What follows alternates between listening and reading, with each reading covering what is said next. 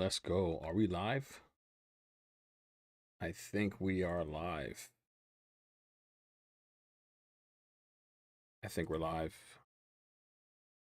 If we are, what's up, everyone? What's up? Welcome to the live. Or I guess if you're watching this after it's already happened, what's up and welcome.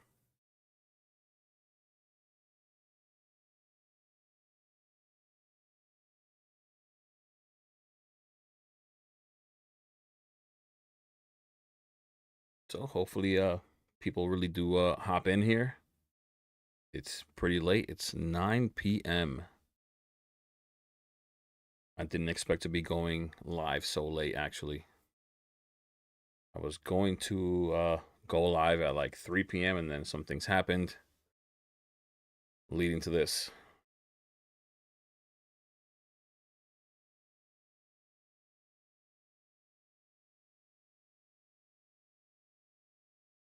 Hopefully this is not such a last minute thing for people. Maybe it's too late. I'm not sure. I hope not. JB, what's going on, bro?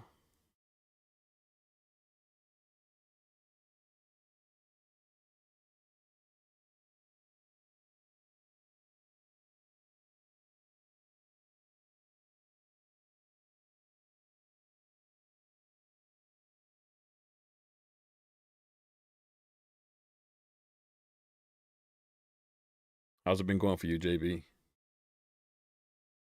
It's been a few weeks since the live. Hope everything's been well.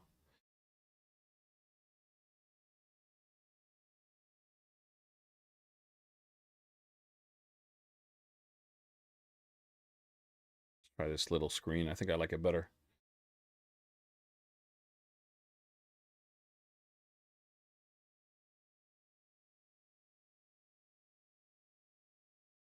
Did you get the Phantasmal Flames drop at Pokemon Center?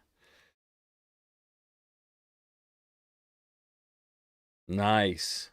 Nice. What are you eating, man? What are you eating? Everything's good, man.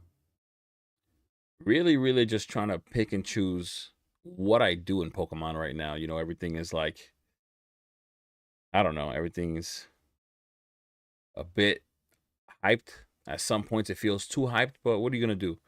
I think it's a good time for many people in the hobby if they're selling. Um, there's still opportunities out there though. I'm enjoying a lot of things. I love the Charizard, that Charizard that got that they came out with that we thought was just a possible rumor. Yer, what's going on, bro? What's up? What's going on, man?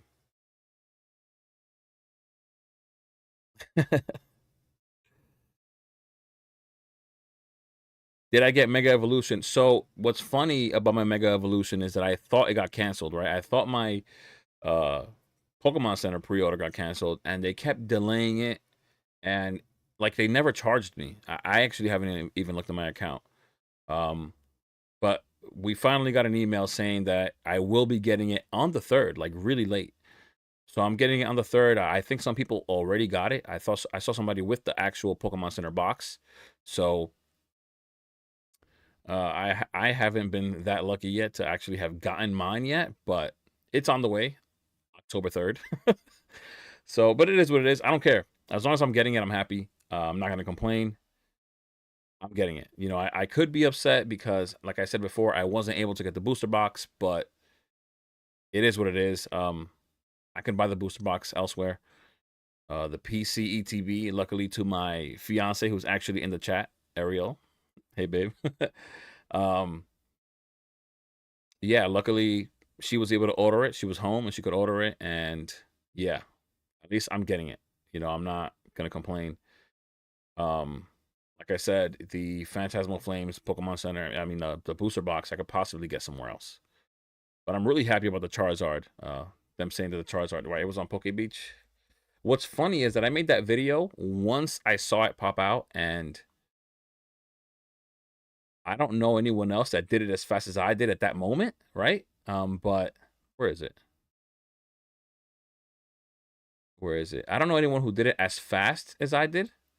And when I did it, this this page right here kept getting updated every like 5 or 10 minutes. So when I did it, for example, the little Colo wasn't there, the Charcadet wasn't up here, the Nimble was, this was here. This is actually a much better image, and I do like Dugon. It's just from my childhood when I played the game.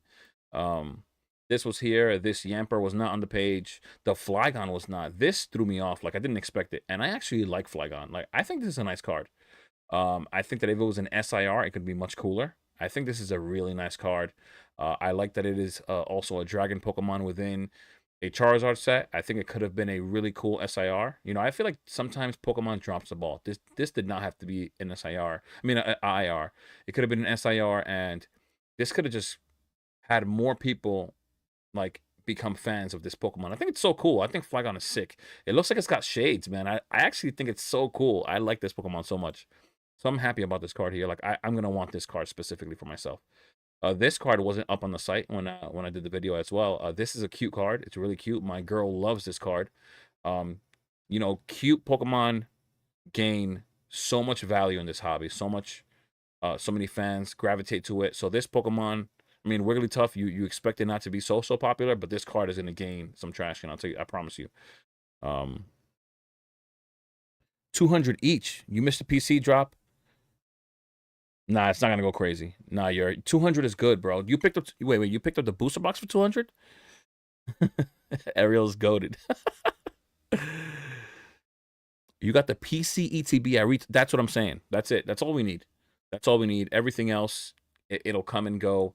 We're not so worried about that, right? We're not so worried about the booster box that much. Like we want it, of course, but we can get it for 200 bucks. You could get it at GameStop. You could get it from your LGS. You know, so it's not that bad when it comes to the booster box. GameStop will for sure have it at 200 if you're able to go there. Man, I was hoping Paldea was going to get an SIR, and it didn't. All it did was get that full art. But yeah, I'm just really happy about this card right here. Like, this card is going to carry this set so much, and it's going to be fine just because of this card. But also, like I said, there's some cards here that people are going to like. You know, this Sharpedo, it's okay. People are going to like. They're already liking the gold cards. I didn't think people would. I don't know. I feel like this one's lacking a little bit. The Mega Gardevoir and Lucario had more of a design on it. I think it's lacking a bit. Oh, there you go. The PCTB retail, that's what we need. So I think there's some cards here that are really going to surprise people. I'm kind of upset that this Shinji Kanda Oricorio is not in the set, only because it's a Shinji Kanda. It would help the set value overall. But then again, it's so funny. I spoke about that UPC, the Charizard EX UPC. People were hating on it so much. And it's like, what did you expect? The name says it. It's a Charizard UPC. If it doesn't have a set name on the box, it means that it's not going to be just for that set. Meaning it's going to be a whole bunch of different sets mixed into one box, right? And everybody was hating it. I was personally loving it. And now that the Shinji Kanda card is going to be one of the promos in there, the Oricorio, people are going to start loving it again. I know people are going to start loving it. You're not going to hear anything negative about the Charizard UPC. People were flooding the Pokemon Center the other day when it got released in the Pokemon Center. They're not going to complain. I promise you. It's going to change. The whole sentiment on that box is changing. It's so funny how it works. It's like people get so upset. They complain so much.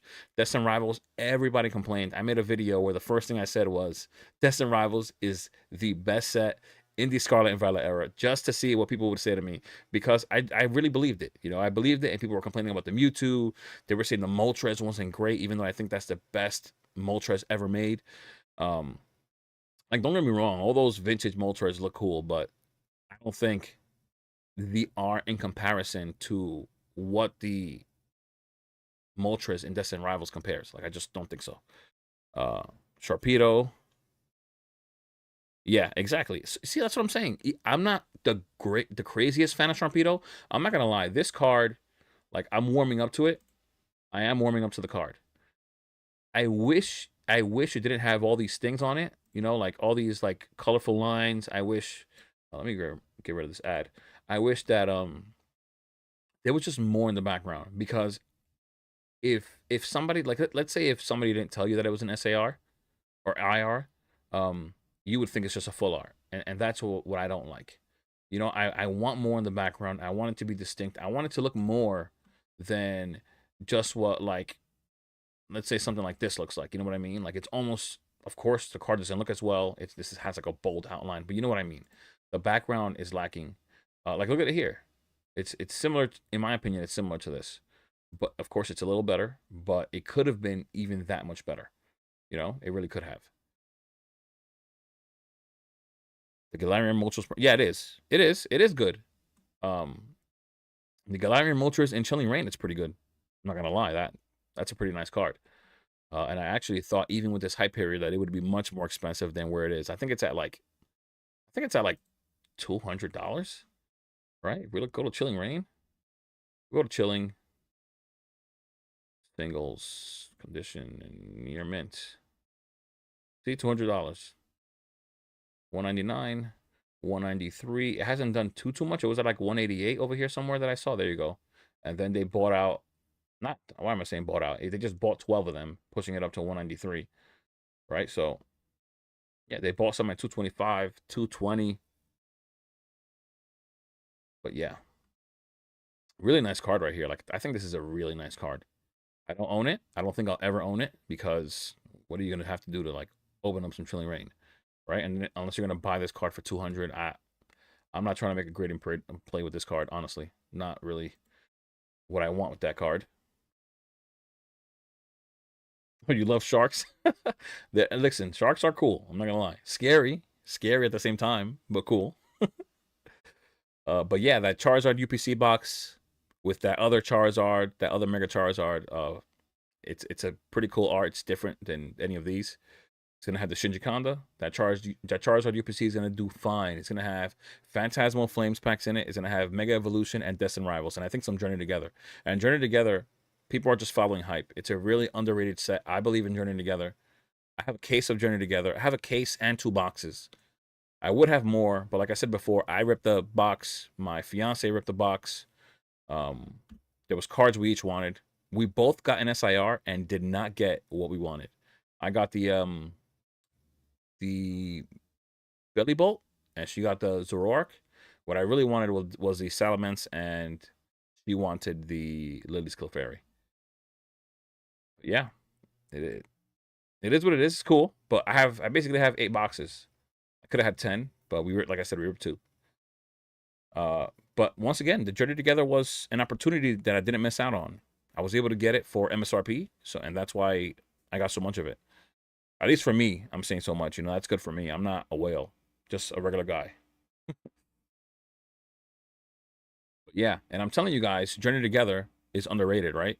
And I know some people don't believe it, but if you guys continue to follow hype, I'm not telling you guys to buy it. I'm just saying if you do continue to follow hype, and you don't realize what's happening. Like I said before, I will always say this. You know, Paradox Rift, Obsidian Flames, Scarlet Violet Base. Everybody hated on them in September, October. All I kept hearing was negative things about those boxes or sets. Now everybody loves it. For some reason, everybody's buying Paradox Rift. I mean, I know that it got bought out, but aside from that, people are buying Paradox Rift left and right. They bought Obsidian Flames up to the point where it's up to $320 now. Like, it's not a great set, right? But it's not at least the best set. But what happened before? Like, people were hating on it. They didn't want to buy it. And look at Journey Together. Journey Together, I think last week was $230. Guys, it's $250. Right under your nose when you weren't looking, and this is the enhanced box. Remember, the other box was being valued at more because people were speculating that the other one was going to be more scarce, even though we haven't had a reprint to know what box is going to get printed. So it's so funny. It's weird that people are speculating that this box is going to be, the other box is going to be more scarce than this one. And either way, for me personally, as a collector, which is who you want to sell to in the long term, why would I want the box that doesn't have the promo just because it's more rare? I want the promo. I'm sorry. I want the promo. But yeah, right under your nose, the box has continued to climb. $230, $240, $250. Yeah. Usually where people aren't looking, some others will buy, and Journey Together is a set that I feel like is immensely underrated. You know, that Whale Lord, if that Whale Lord had the Shinji Kanda name on it, it kind of reminds me of Shinji Kanda cards. Like it reminds me so much of the Magikarp. If it had Shinji Kondo's name on it, what would it be? What would that Wailord be worth? And the Wailord is a really nice card in my opinion. The Articuno is a really nice card.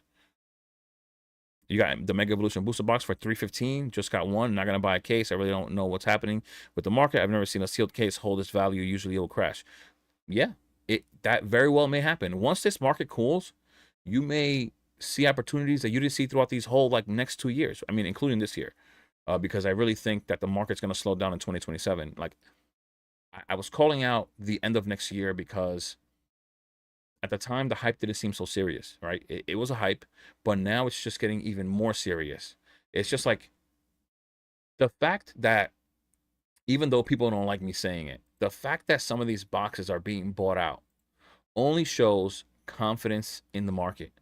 It means investors have the utmost confidence. If they're willing to throw in $10,000, $15,000 into booster boxes, money that's like a huge portion of their income, right? Either that or they have money set aside, but it's still a lot of money just being thrown around per set, right? Destined Rivals, that was like $10,000 worth of booster boxes that got bought out, and of course they're still trying to push it up. They're still trying to push it, and you can see because it would make no sense for anyone right now to buy a $700 box, right? But once this box started dropping, right, this box started correcting, correct?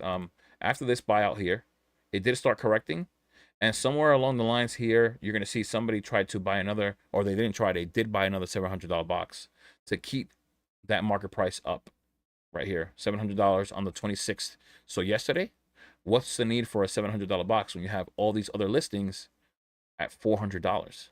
On the first page, you don't even hit 500. So why buy it? And it's because that whoever these people are, they don't want this box to drop that much. They do want to effectively raise the price of Destined Rivals. But I pointed out before, if you're being smart, right, you're investing into these boxes, you should not be buying off a TCG player. Buy off of a trusted seller on eBay, and you would not affect this market price. You would not make your entry point that much higher. You know, like it doesn't make sense to me. It does not. If we all know that this market price is being affected by the purchases that we make on TCG Player, why buy it on TCG Player? That doesn't make sense to me. I'm just saying, like, being smart. If you're being strategic, if you're trying to be smart with your money, if you care about your money, unless you're a whale, that doesn't matter. Like, it doesn't hurt you to spend thousands of dollars. That's a whole different story, right? But clearly, most of us, 99% of us, are just regular people, you know? So, like, it doesn't make sense. Prismatic, going crazy. Prismatic is going crazy. You have 2 cases of Journey Together, 6 PC. Wow, I don't even have 1 PC ETB. A booster bundle case reminds me a bit of Ultra Prism, with the Lily being the main trainer. Nice. That's fire. That's fire. I'm not gonna lie, that is. I'm not gonna lie. Look, I don't have Prismatic Evolutions is a PC ETB that every single time it dropped, something was happening. Something as simple as taking our goddaughter to the park. We went to the park and it dropped. Couldn't get it. And those were one of the times where you could have got 2 at a time. The first time it happened, I'm a construction worker. I was in a lead lined room, no service whatsoever. Of course, lead blocks out all service. It's because it was an X-ray room. No shot. There was never a time where I could get it. But I do have a case of the regular prismatic ETBs, which I'm happy to have. I'm happy to have the case. I said before, if they don't keep printing this ETB to the ground, it's like trying to hold a balloon underwater. Like, how long could you really hold it there? For how long could you really hold it? Eventually, it's going to come up. And if they don't print more boxes, this is what's going to continue to happen. It's already not that far from its all-time high. The all-time high was at 150. We are now at 137. We're just $13 below. You need another Destined Rivals booster box? Afraid the ship has sailed. Yeah, like I said, confidence in the market is the only thing that can explain people buying out certain things. You know, buying out a single is one thing, but buying out booster boxes, you're throwing $10,000, $15,000 for people that don't have as much as they want to have of Destined Rivals, for example. Like, even I don't have as much as I want, but in reality, it just shows you how much confidence there is, right? It shows you how much there is behind this and how much belief. And that's what this market needs to keep going. And it hasn't stopped, right? Destin got bought out. Paradox Rift got bought out, got pushed to $300. It's a horrible set. Got pushed to $300. If I want to trade a PC ETB, let me know. You know what's funny? Even the Journey Together one, I saw it on Facebook for like $110, $120. Another thing I didn't pull the trigger on. Like, we all miss opportunities. I mean, but you can't catch them all. That's one thing I keep mentioning. You cannot catch them all. Um, but I do have other PC ETBs. You know, I have that case of Shrouded that I never got rid of. I have a case of Searching Sparks PC ETBs that I got back in December. I have two Destined Rivals ones that you could probably see behind me. I have the two Mega Evolutions coming. I think, don't I have others? I don't know. I can't even remember right now. To steal. Yeah, it is. I mean, you get it when you can, man. You get it when you can. Uh, what else? Silver Tempest. You know, nobody's talking about Silver Tempest. Silver Tempest got bought out. You know what's funny? Yeah, like I said in my other video, they did enough damage. The damage was done. Market price is at 488. I think it was more around like 460 at the time, but they bought everything under, like, I think it was like 450 or something like that, or 500. They bought everything under 500, making the box the lowest listed box at 555 at the time.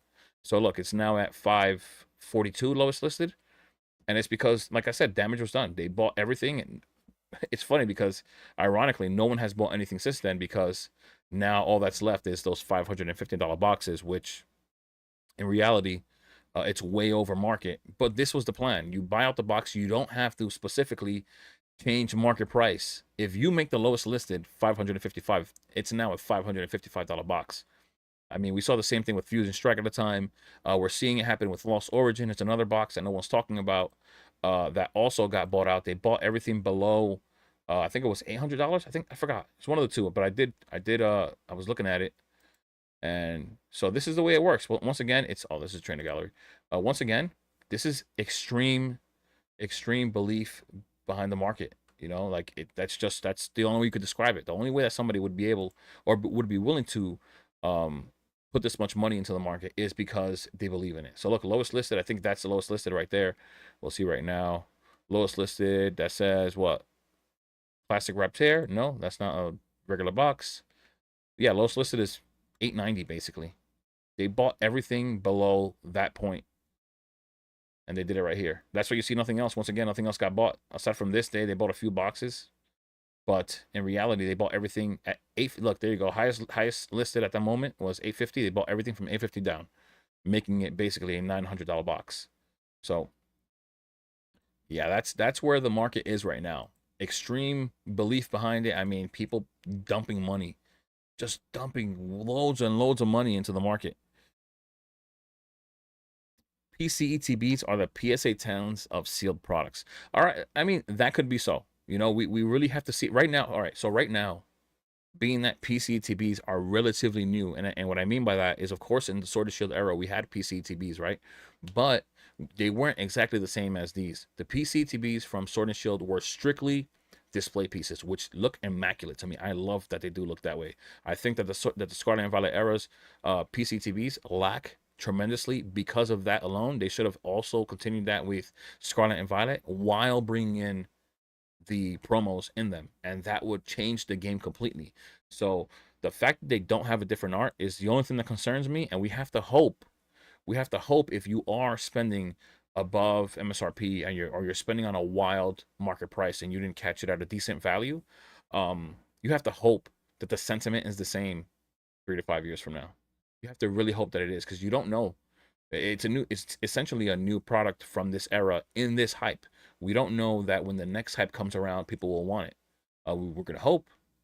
Um, uh, in reality, what's gonna make we have to think what's gonna make us, if you put yourself in the collector's shoes, whoever the buyer is, what's gonna make that person want to buy that PC TB over a regular TB? What's gonna make them buy a Obsidian Flames PC TB over the regular one?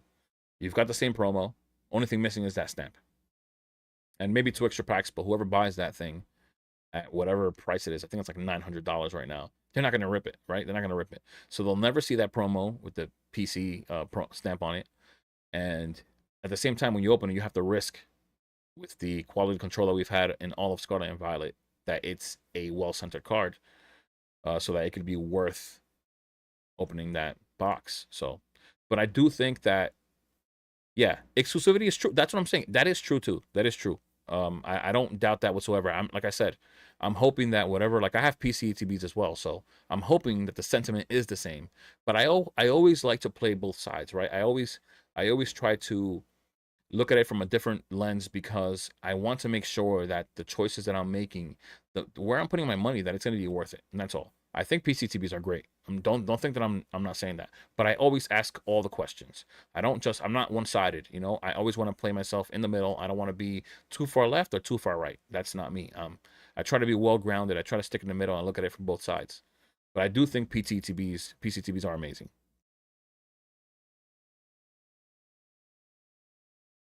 Yeah, yeah, that's another thing. I remember, like I said, man, there were so many opportunities that I missed last year. So many opportunities that I missed, and I kept thinking that's going to be around for a while. I'm not worried about it. Um, look, just think about this. Look, I was on the website that I used to like the most, and I'm saying used to because nothing is even on the site anymore because everything gets bought out, and everything else that's on there is like market, right? So Squad Valley Base was, I think it was $90 to $95 on that site. I think it was 90, and it just climbed up $5 as time was going on, right? It was 90, then it was 95, then it was 100, 105, 110, 115, and it kept climbing on that site, right? So what is it now? 247 market. If I would have bought a case at $90, where would I be right now? Like, what's that? $540? I'll take that. I would take that, no problem, right? $540 for a case, and I'm sorry, what is the case right now? A case is at $1,326. More than double, more than 200% the investment at that moment.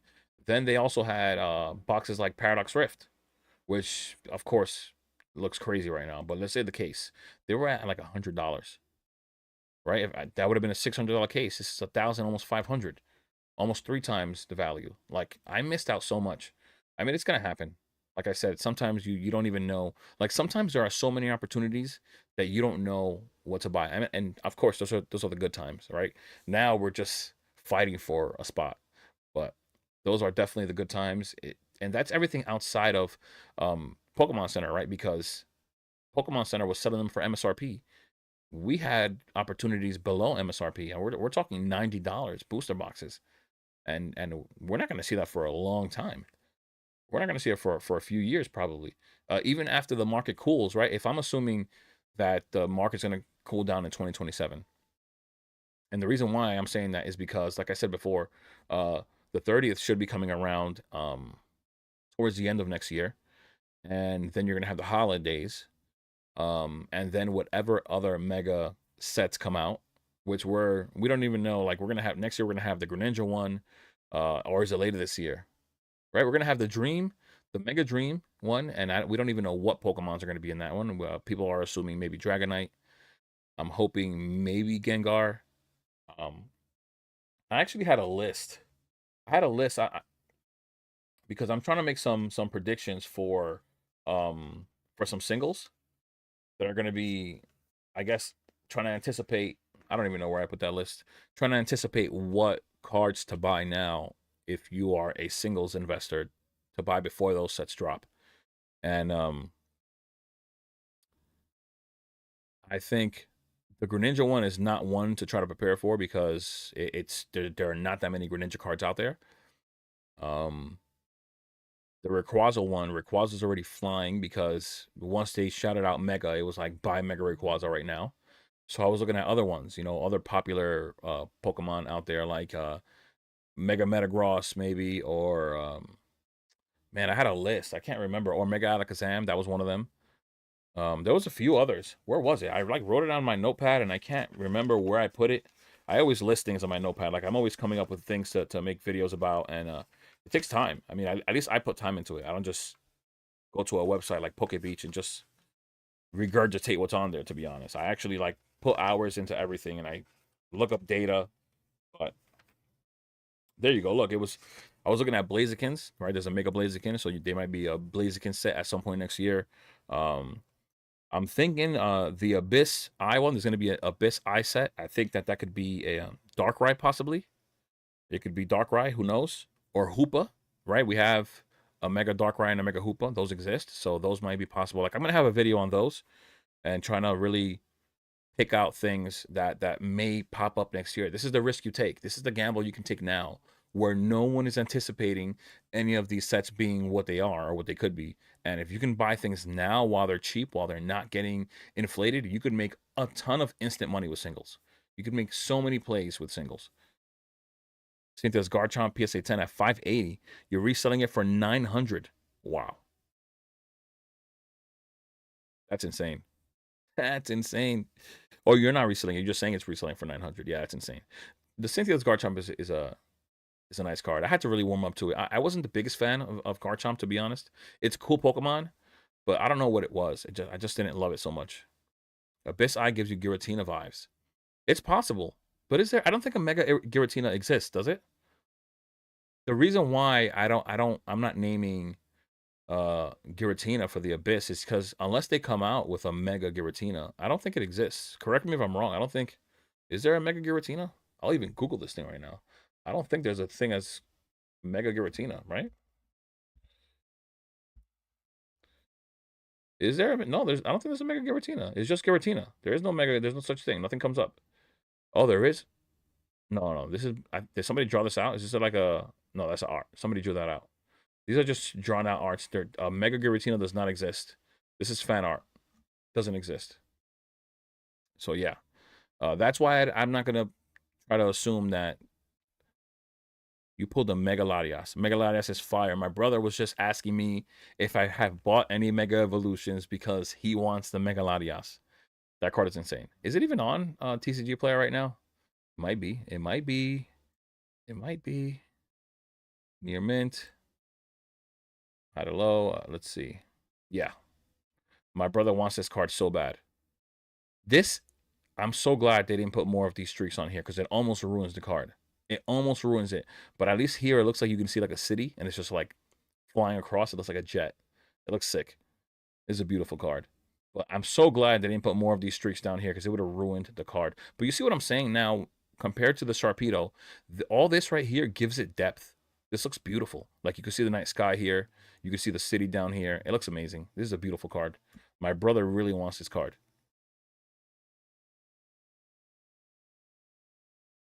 Yeah, there was a lot of cards in Surging Sparks that everyone had opportunities to buy, especially when all those ETBs were dropping. That was the time to buy Surging Sparks singles. That was the time. Now they're all up. They're all up now. Like, and it's crazy because the market's so crazy right now that it's not even like just these cards that are up, like the top SIRs. It's everything. It's every single IR. Common cards are up. The fact that common cards are up is insane. Omega Latias is your chase too. That's a sick card. Then Lucario, then the Gardevoir. But I need that Latias. It's such a popular Pokemon. It's so cool. It really is. It looks like a jet. That's a really cool card. That Lucario fighting Venusaur. Remember I was talking about possibly selling my Mega Evolutions and buying more of Destined Rivals, but now like I think after seeing these cards in hand, like after seeing people pull them and the way they actually look in hand, as opposed to like these digital images, it looks so much better. It looks so much better. That Lucario card, I like it so much more now. It changed the way I felt about that card for sure. But yeah, this is a beautiful card as well right here, right? Look at that. That's insane. In the last month, I think it's up 12%. 163 to 183, $20 in the last month. It's a beautiful card. Beautiful card. It was definitely the time to buy when those ETBs were being printed. I mean, the ETBs are still low and they're still out there, but the market's so strong that those like I don't know what you want to call them, corrections, dips, lows, they're not here for long.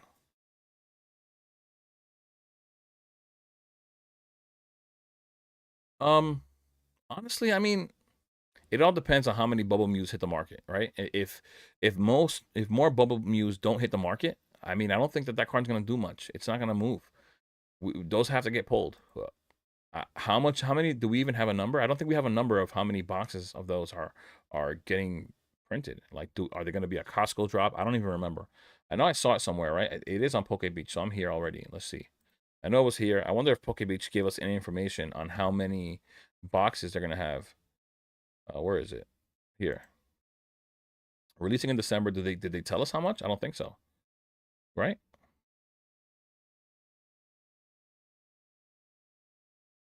11 booster packs.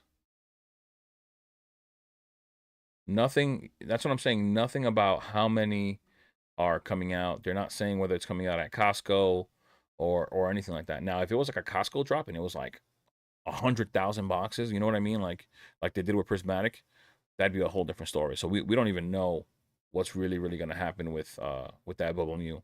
But for now, Bubble Mew's listen, even Bubble Mew, even after it drops, being that it's said to be one of the greatest, if not the greatest card in the Scarlet and Violet era, like, is it really gonna matter? Like at some point, it's gonna come right back up. You know, just like these cards in Surge Sparks dipped, and then after all that talk of reprints went away, I mean, everything went back up, right? So if you are waiting for that opportunity and it comes, then of course I would take it. If that's what you're looking for, if you're in the market for a Bubble Mew and you want it to be more affordable, then for sure buy it. But if you wait, chances are that it's gonna go back up.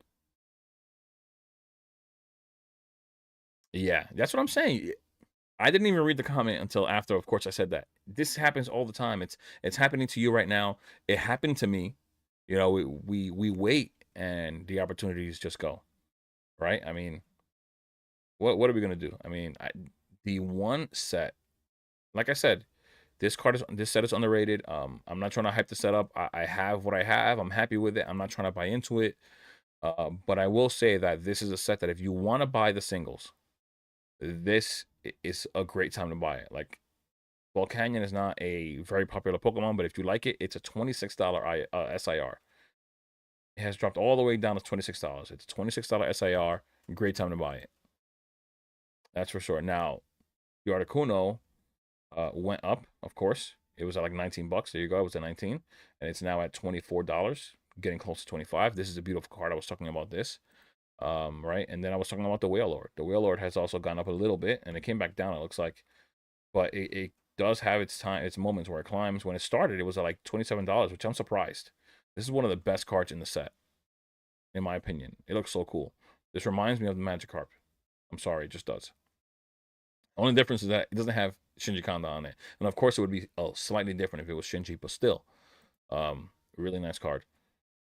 But great time to buy this Zacian right here. This card is so cool. I was hoping to pull this one as well. Never happened.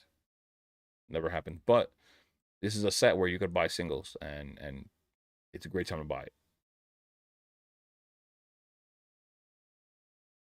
Pump my bags. Yeah, like I said, listen. I'm a small channel. There's nothing for me to pump. People don't. You know, it's funny. It's the funniest thing in the world. I don't think anyone really listens to me. I mean, I guess maybe I'm being modest or I'm just humble, I guess, in a sense. But I don't expect anyone to. Where am I going? I went too far. I don't expect anyone to listen to me.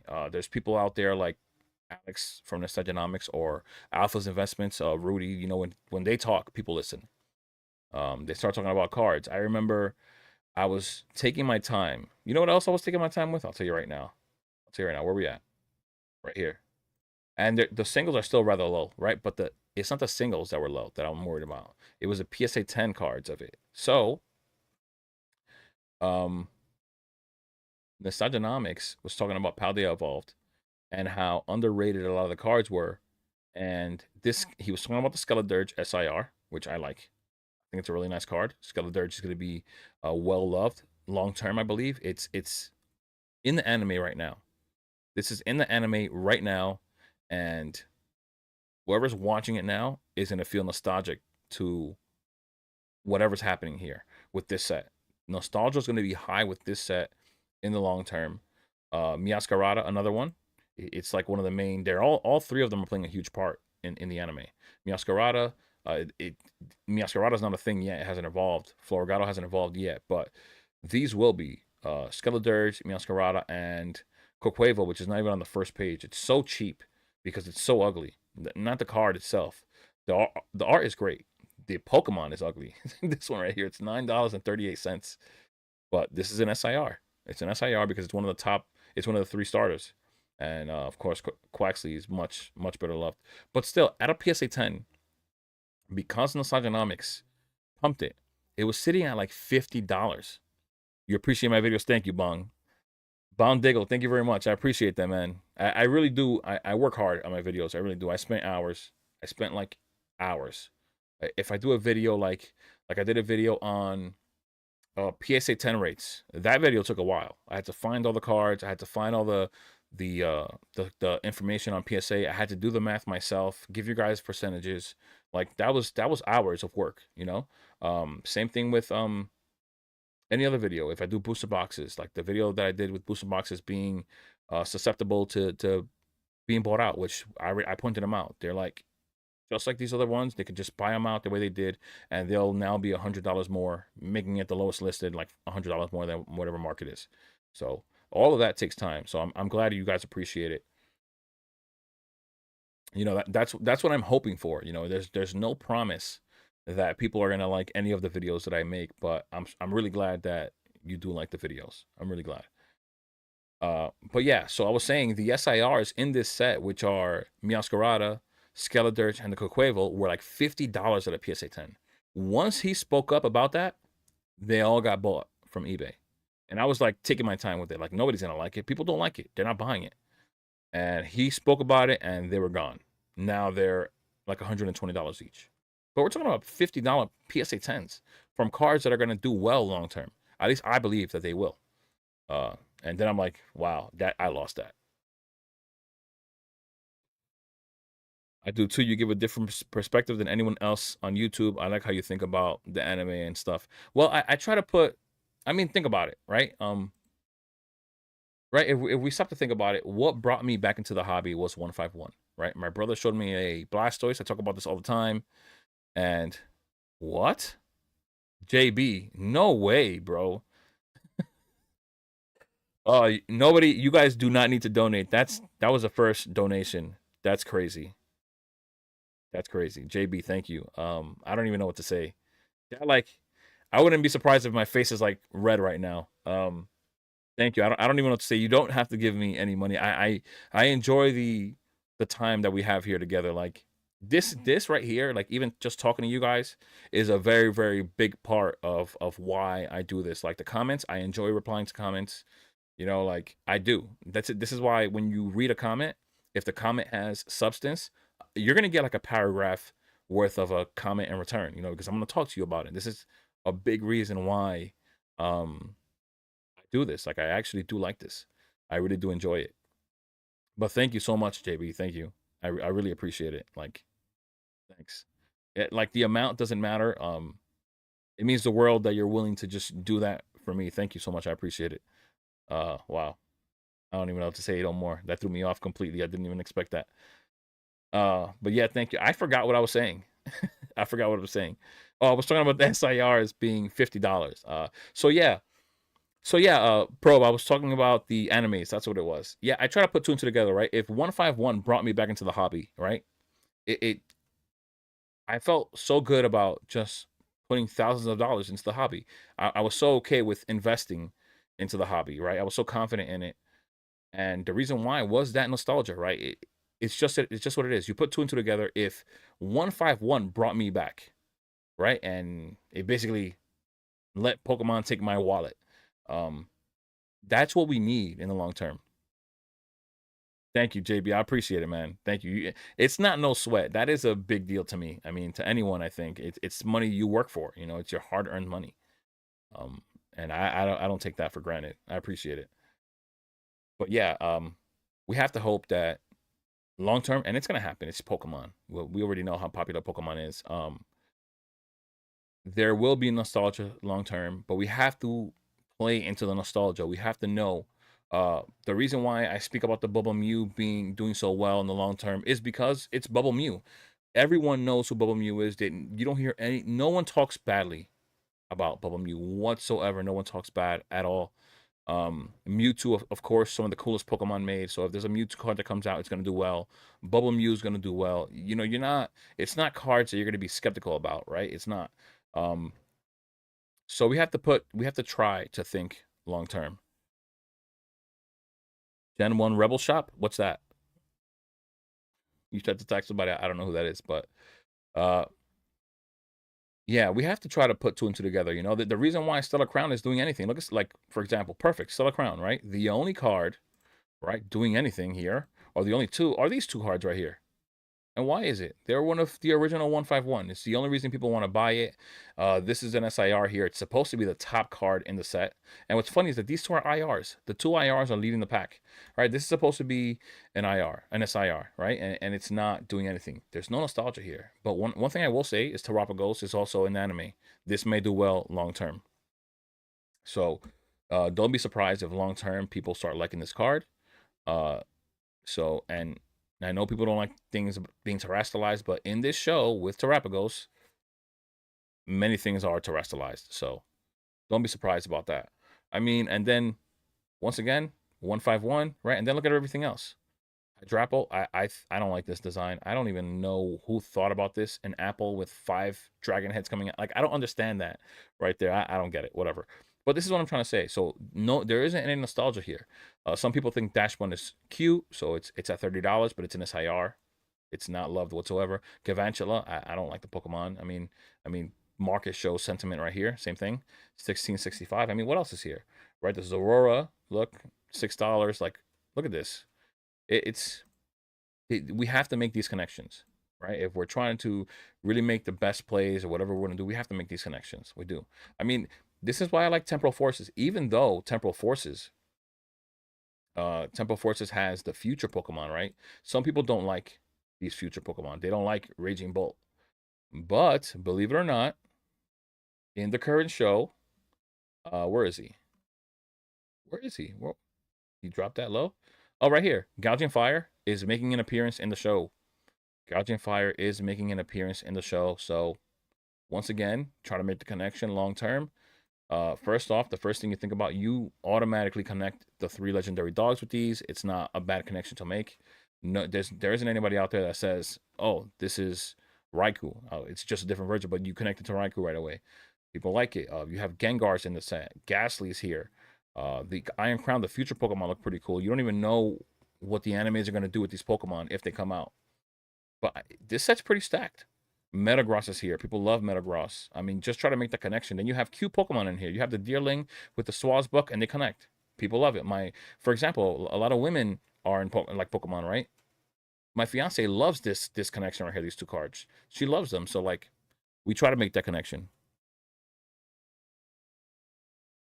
You got a box of Big Evolution, nice.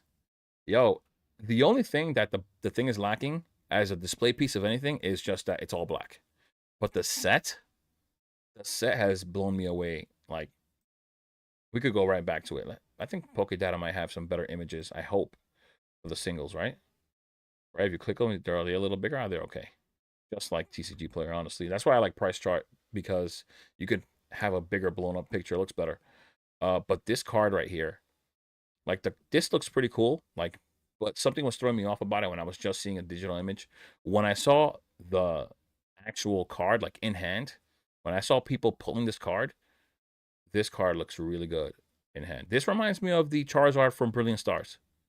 It's really cool, I think. It's really nice. And it's funny because they are both Venusaur on the other end of it, right? I think it's a really nice card. I'm not going to lie.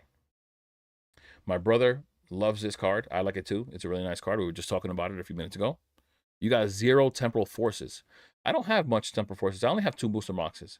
And I just got them off. Actually, I got them off the Pokemon Center. We were talking about all these boxes being on there. I got them off the Pokemon Center. But a lot of people didn't believe in Temporal Forces, and that's another box that, like, I was holding off on, being that there was so much of that box printed, or at least they were said to be. And so I was holding off on it, and now it's $255, and I think it's going to keep climbing. The more I look at the set, the more I like it. Yeah. I used to say Scarlet Violet Base was the best base set booster box in all of Pokemon, or if not one of the top ones, but this box takes the cake. It just does. There is no illustration in Scarlet and Violet Base that can compete with any of these here. There's none. The Gardevoir line is really nice to me, but I'm sorry. Lucario, the Gardevoir, I love this Gardevoir here. I love how it has all the evolution line in the background. This set takes the cake. There's no shot that Scarlet Violet base is better than this set. And this card right here, I don't hear anyone talking about it. I love this card. I absolutely love this card. Man, this is a beautiful card. It reminds me of like Batman. It does. Of course, it's white feathers. If Mega Absol was like black, if it was like a shiny Absol, oh my god, like like black with some white accents. Woo! Oh my god. Oh, that would be crazy. But it's funny because the shiny Absol actually is just red instead of black here. It looks horrible. I don't like it. But this reminds me of Batman. It actually reminds me because my fiance has started watching Gargoyles again. It's reminding me of Gargoyles. I think it looks sick. And the full arts were the last thing anyone was worried about when it came to this set. The full arts? I mean, I love this Kangaskhan as well. I don't want to get past that. I love Kangaskhan. Not gonna lie. But the full arts, I love the Bulbasaur. I spoke a lot about the Bulbasaur before. Ivysaur's not bad. But the full arts, wow. This Vulpix, in my opinion, it's okay. It's okay in my opinion. But the full arts are really nice. The Mega Absol full art is my favorite. The Steelix, ooh, the Steelix. This is a good one. Why is it not like letting me click? There you go. The Steelix looks amazing. He used to watch Gargoyles. Gargoyles was amazing. I mean, for anyone watching at the time, it was amazing. Steelix, amazing card, man. I know Steelix just doesn't have the biggest fan base, but this is an amazing card. This card is sick. Sick card. But yeah, the full arts, oh my goodness. I think Pokédata is just bad with this stuff. It's so slow. You know what? I'm not gonna mess around with I'm not gonna mess around with Pokédata. I'm sorry. That thing is too slow. I don't know what it is. But yeah, the full arts are pretty damn good. For me, like this full art right here is nice. This is a nice full art. Like they're all nice. They're all really nice in my opinion. The Lucario one is pretty cool. Really nice. I'm so glad they went with these full arts because the other ones were like lacking so much. Right? Look, they're really cool in my opinion. The Mega Absol one is my favorite full art. Honestly, it's not even here on the first page. Surprising, it's not on the first page. I like this one the most. So cool. Absol, such a cool Pokemon. Yeah, this set is gonna do really well. This set's gonna do so well. For a base box, I think if Phantasmal Flames didn't have that Charizard, this one would be taking the cake for sure. The Vulpix remind me oh yes, that's true. It does kind of do that. I'm not gonna lie, you're right. That Flareon by the fireplace. Flareon by the fireplace. I know exactly what you're talking about. From the box. I don't even know how to find it. I don't even know the number. Also, I would just look it up. But Phantasmal Flames did not have that Charizard. That thing, if it came to like a competition against Mega Evolution, it would be in trouble. It'd be in deep trouble. Truly. But yeah, what else? Yeah, I talk a lot about Surgy Sparks, about the booster box itself. $300. I don't think it's gonna stay there for that long, guys. I talk about this all the time. I'll be talking about it tomorrow in my weekly market analysis video. This box is going to be at 300 for a little bit because of how many boxes there are listed on TCG Player. It's 1,066 boxes. It's got some cushion, so this one is not going to get bought out. Most likely. Let me say it like that because you never know, right? The Steelix, yeah. The Steelix from Paradox Rift is amazing as well. I'm not going to lie. Yeah, I know what you're talking about, JB, the IR. It's, you're talking about, can I find it? Let's see if I can find it. See if I can find it. Flareon, all, no. How can I find it? Our promo? Oh, wow. Came up right away. Whoa. Why'd I click on it like that? Here we go. And this is why I like price charting. Because look, it lets you get up close like this. It reminds you of this card, but this card is way better. I love this card. I love this card. I was moving castle vibes with the Vulpix. Yeah, that Vulpix is nice. It's just not as good as that Flareon. For sure, it's not. I mean, it's nice, but that Flareon is amazing. It's so crazy, like the way I feel like Pokemon takes steps back. But yeah, it is a really nice card. But in comparison, I think this one takes the cake. I like this one better. I don't know what it is. It might be that it looks like a little blurry. I don't know what it is. Something in the image looks a little blurry in comparison. This one looks a little like much more fine, more detail. But I do like Vulpix. I wish they had a Ninetales. I wish they had a Ninetales in the set. Like that would be so sick.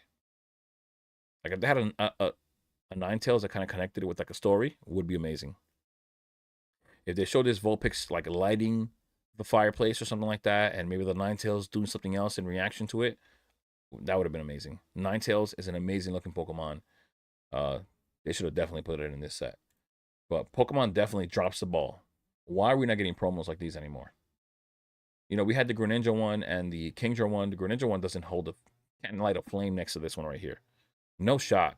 It cannot compete with any of the three evolutions when it comes to these promos. No way. No way. I don't know why Pokemon does that. It's like, oh my god, it's a missed opportunity every time. I also feel like they might feel like they don't have to try, like because people are buying everything. They don't even have to try. It's crazy. Twilight is gonna do well long term as well. And then let me look at the Bubble Mew, right? Because the Bubble Mew was brought up. Um, I had the Bubble Mew as well. I pulled it myself. Um, has it dropped? It retraced a little bit. It did retrace a bit, but it's still wow. It's still doing crazy things. It's still doing crazy things. It's Mew X 232. Let me look it up on a price chart. Let's see what the PSA 10 looks like.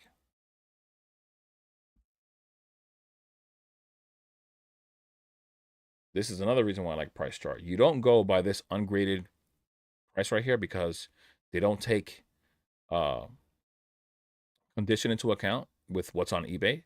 So they it's a whole average of all, but it's funny that it's averaging every condition and it's still at $630, which says a lot of the value of this card.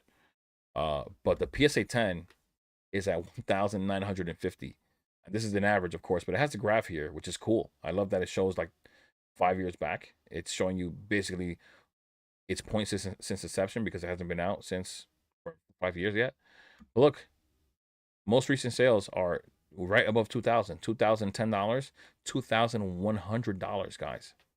Ooh, the raw price retraced a bit, but the PSA 10 value is still there, guys.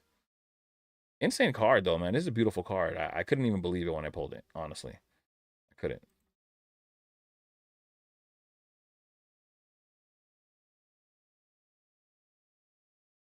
And they're both fire, pun intended. Yeah, it's nice. I'm not gonna lie. The Vulpix is nice. I'd love to pull it. I would love to pull it. I am upset that Pokemon isn't making promos like that, like this one. You picked up the Greninja EX for 1K a couple days ago. Now it's at 1250. The set is slept on. I don't think that that's let. I mean, at least I don't. I'm gonna say it now. Destined Rivals. I've said it before. Number one in the era when it comes to booster box sets. Surging Sparks number two, and the battle for number three is between Paldea Evolved and Twilight Masquerade. I don't think that Twilight Masquerade is gonna have any trouble long term. This set is gonna be great long term. Honestly, it is. I don't doubt this card whatsoever right here. I do not doubt it. This is a really cool card. I don't doubt it. And people love Greninja. It's a great Pokemon. You know, it's a fan favorite. It's at $358. What's the all-time high? All-time high is 4 something, right? 410. The 358. It's climbing back. It's going real strong right now. The booster box is real strong as well. It's staying at 300 for the whole year. It's just a complete uptrend. We booming. Enjoyed the ride, gang. Yeah, we are. This whole market is just booming. It's not slowing down anytime soon. Like I said, it's not. I don't think it's gonna die down until 2027. And even though I say that, right, because I'm thinking about the 30th being released at the end of next year. Also, all this nice mega art that's coming out. Like all these cars are getting loved. Right as of right now, they haven't let us down. Right, it's only been two sets, but they haven't let us down, and I don't think they will. So that's why I say 2027, because it's so far. 2027 is so far ahead. We don't even know what's gonna be coming out. We don't even know how long the mega era is gonna last. We don't know how many sets are gonna be in there, and that's why I say 2027, because it's a complete like black hole to us. We have no idea what's gonna be there. You think the booster box is gonna pop soon? I believe Twilight Masquerade. Let me see. I had Twilight Masquerade. Yeah, Twilight Masquerade was one of the boxes that I was saying was susceptible to another to a buyout. This is one of the boxes that I believe can get bought out if they decide to buy it out. And why do I say that? Because you don't have to exactly buy 100 boxes. All you have to do is buy enough to make a price difference. And if at the time from when I made my other video, if you bought 11 boxes at that time, the lowest listed would be at $400. So let's see where we're at now. Let's see how much that changed, because there have been some sales. So let's see. All right, 300, 1, 2, 3, 4. But look at it. It's already at 350. It's already at 350. 1, 2, 3, 4, 5, 6. 6, 7, 8, 9, 10, 11, 12. Oh, there you go. More have been listed. That's another thing. It's been listed, but look at how close that $400 box is for lowest listed. Some of these people, we get to a price point, they get happy with it, and they start listing boxes. It's just what it is. When we get to that 350 price point, you're going to see more boxes get listed because people are happy with that price point. They're okay with selling there. They're fine with the gains, and they'll take it at 350. You're going to see that at every step that we reach: 350, 400, 450. Just like you're seeing with Destined Rivals, right? Destined Rivals, before it got bought out, right when it got bought out, there was 15 listings left. And a lot of those listings weren't actually booster boxes. You know, we see all these listings all the time, right? If we go to page 1 again, you always, it's like every box has this, things like this. Look, Korean, some of them say like damaged plastic or box, some of them say 36 packs, a booster box worth, and those listings are there. That's what was there for Destined Rivals. After the buyout, that's what was there. Now, being that there was 15 boxes left, once it hit that new price point, you saw all these people run the TCG player with their boxes and list them, right? We had 15 on that day. We're back to 193 boxes. So once we reached that 500 price point that we had here for like a temporarily, um, it stagnated and consolidated to 450. And now that we jumped from 400 to 450, you have people once again being comfortable with that 450 sale. Like, that's just how it is. Every time we reach a new price point, like a major one, like 400, 450, 500. Once market, right now we're at that 450 price point, right? We're basically there. It is dropping a little bit because there are some lower listed boxes that are selling at like 420, 420. I saw some other ones that were lower, 420, 400. These little ones I saw 415. And once again, I did say that somebody did want to keep that price up. They bought a $700 box. No reason why when you have $400 boxes listed. But right now, they're gonna be listing their boxes, being that they're comfortable selling at 450. They're happy with the gains. But then when we hit that 500, you're gonna see more listed. 3 cases of Destined Rivals booster boxes for 220. The best decision I made this year. That's an amazing decision. I'm not gonna lie, that is. I mean, you're not upset about it. I'm happy for you, bro. I don't have like basically any Destined Rivals. I will be getting more soon, but once I make certain moves, I will be getting more, regardless of whatever price point it's at. I will be getting a few more, but uh, yeah, I'm happy for you. That was amazing at 220. I'm not gonna lie. I had an opportunity at 220 to pre-order, but I was so upset with my LGS because I had previously ordered like stuff with them, whether it's cases, just individual boxes. Um, and then when I went to go get the Destined Rivals, they didn't want to hook me up. They did not want to hook me up. So I'm not gonna lie, I was a bit salty, and I ordered none. Now I'm upset that I didn't order them at 220. And then the worst part is that I was talking to the owner of the LGS on the phone, so I'm 100% sure he didn't recognize who I was. But at that moment, he only offered me 220, and I never went back to the store for that pre-order again after. So I should have shown up again so that he could see who I was, but he couldn't tell who I was over the phone. And yeah, I regret it. I'm not gonna lie, I regret it. What's the case at right now? What's the case? 2800. 2800. You bought 3 cases? 2800? What is that? 28, 56, 84. That's 8.4K worth of booster boxes, bro. Or cases, because individual, of course, they're a bit more affordable or cheaper. But that's 8.4K when it comes to booster boxes. That's insane. That's insane. And the thing about these sealed products is that they retrace, but not that much. Like, we'd have to get like 3,000 boxes printed to really affect this price. Like, at least I'm exaggerating, of course, but what do we really think is going to happen here? Let me know, guys. What do we think is going to happen? Well, because what I think is going to happen is that the box will drop. Let's say this box drops to 400.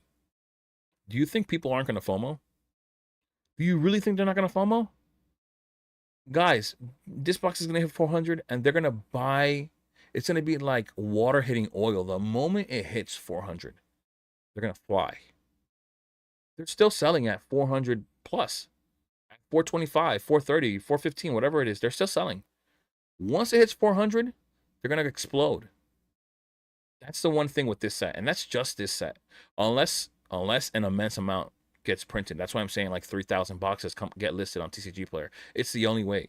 And I'm so confident that most of the people, unless they're a store that has some kind of a debt because they've ordered so many, they're not going to list them. That's my prediction. My prediction is that if it gets printed that heavily, unless it's a store that has some kind of a debt that they need to pay right away, which it makes sense because they need to keep the ball moving. They need to keep cash coming in and out. So I think that if that's not the case, they're going to hold on to the boxes and wait for them to hit 500 or 550 or even longer, depending on how confident they are in Destined Rivals, which is the best main booster box in the set. So in the era, I mean. So if they are that confident, my prediction is that some will come on TCG Player, but a lot of people will hold those boxes. Sports Illustrated has an article on Pokemon? What? I'm going to look for it at some point. I don't know what you're talking about. This is the first time I'm hearing this. That's so crazy.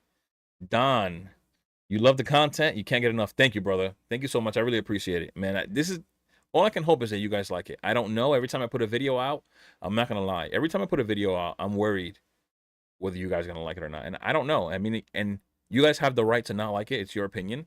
I just hope that the work that I've done is valuable. I should have put value into every video, and I hope that you guys like it.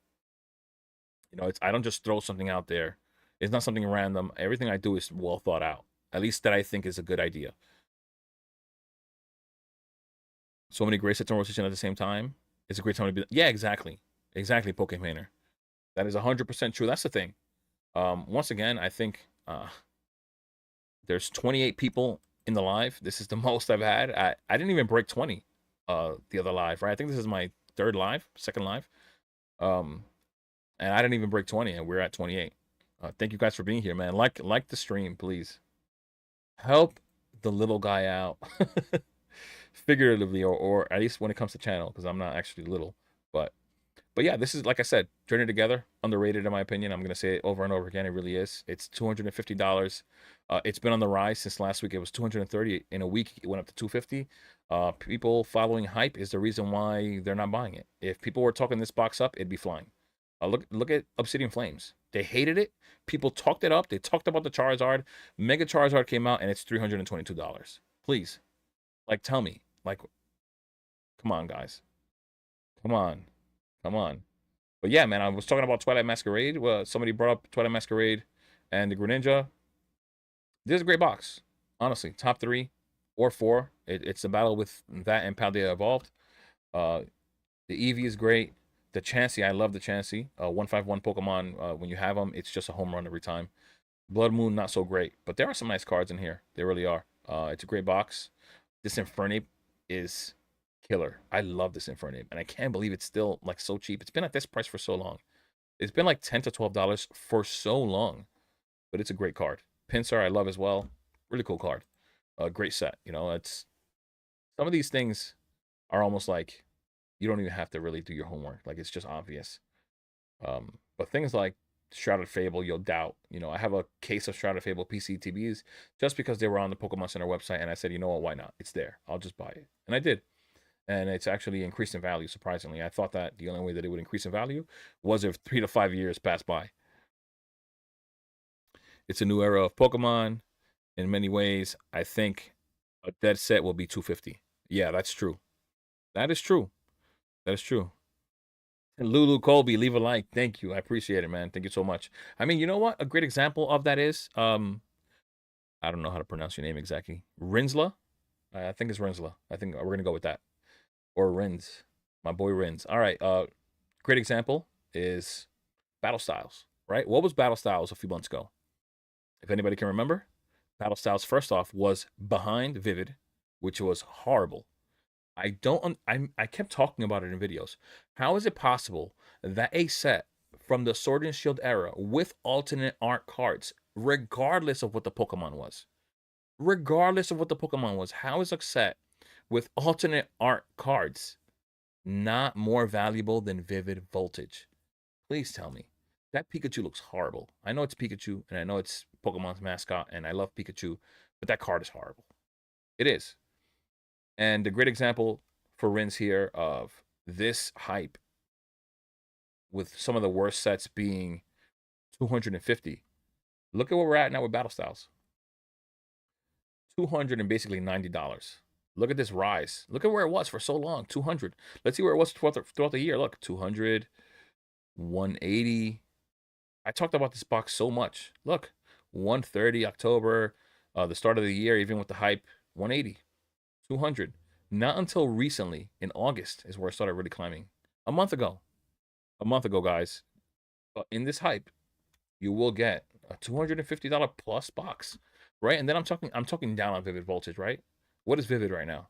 And if anybody knows off the top of their heads, which I do a market analysis every week, so I look through every box every single week. I know that the box was last at 250 or close to that, right? And I don't even observe Shining Fates or Champion's Path, Darkness Ablaze. I hate these sets, so I don't even look at them at all. Honestly, I do look at these things as an investor, but I also look at it as a collector, and I completely hate those boxes. I do. I genuinely don't like those boxes at all. Vivid Voltage, look, last I remember it was like 250. Look, 255. But for so long, even throughout the time, remember, Battle Styles started climbing just from 200 upward in August. This box was already at 220 at the time, right? And when it was at like 200, this box was at 220 still. And even before that, it was at 200 while Battle Styles was at 180, which made absolutely no sense to me. Like that? Are you kidding me? But I feel like everything's right in the world now. Like everything's right in the world. Battle Styles is just a better set. Like, what do we have here? This started climbing. Once again, like I was saying before, like trying to predict singles. Rayquaza cards are flying, right? This is the amazing rare cards that people stopped liking. And once Megas got announced, look what this, look, $4 or $5, and it's now at 23. The PSA 10 is at like 130. Last I saw, it could be at 150 right now. But yeah, look, is this really the chase?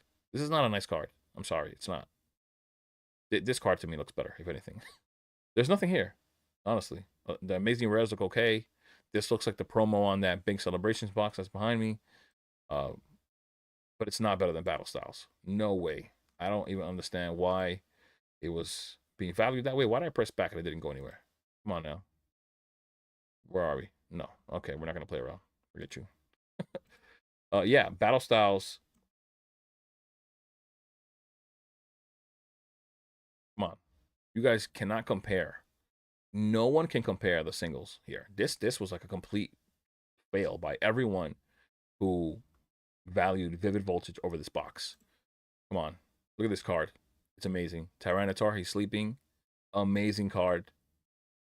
Come on.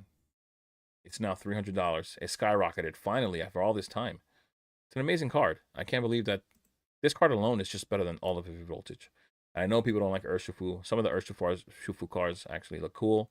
Empoleon, though. I love Empoleon. This is an amazing card. No way Vivid had competition here.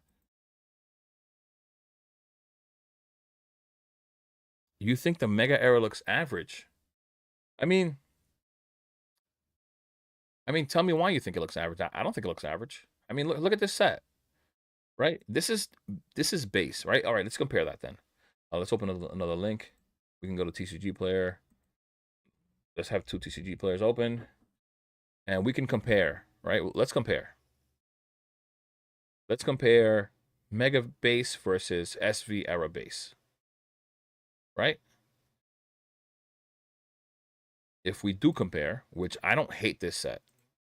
Before we do this comparison, I don't hate this set. If we look at the two, honestly, I don't love these gold cards. That's one thing I will admit. They are high valued because they are so hard to pull. These things are like 1 in like 1,000 to 1,500 to pull. So it's going to have value regardless.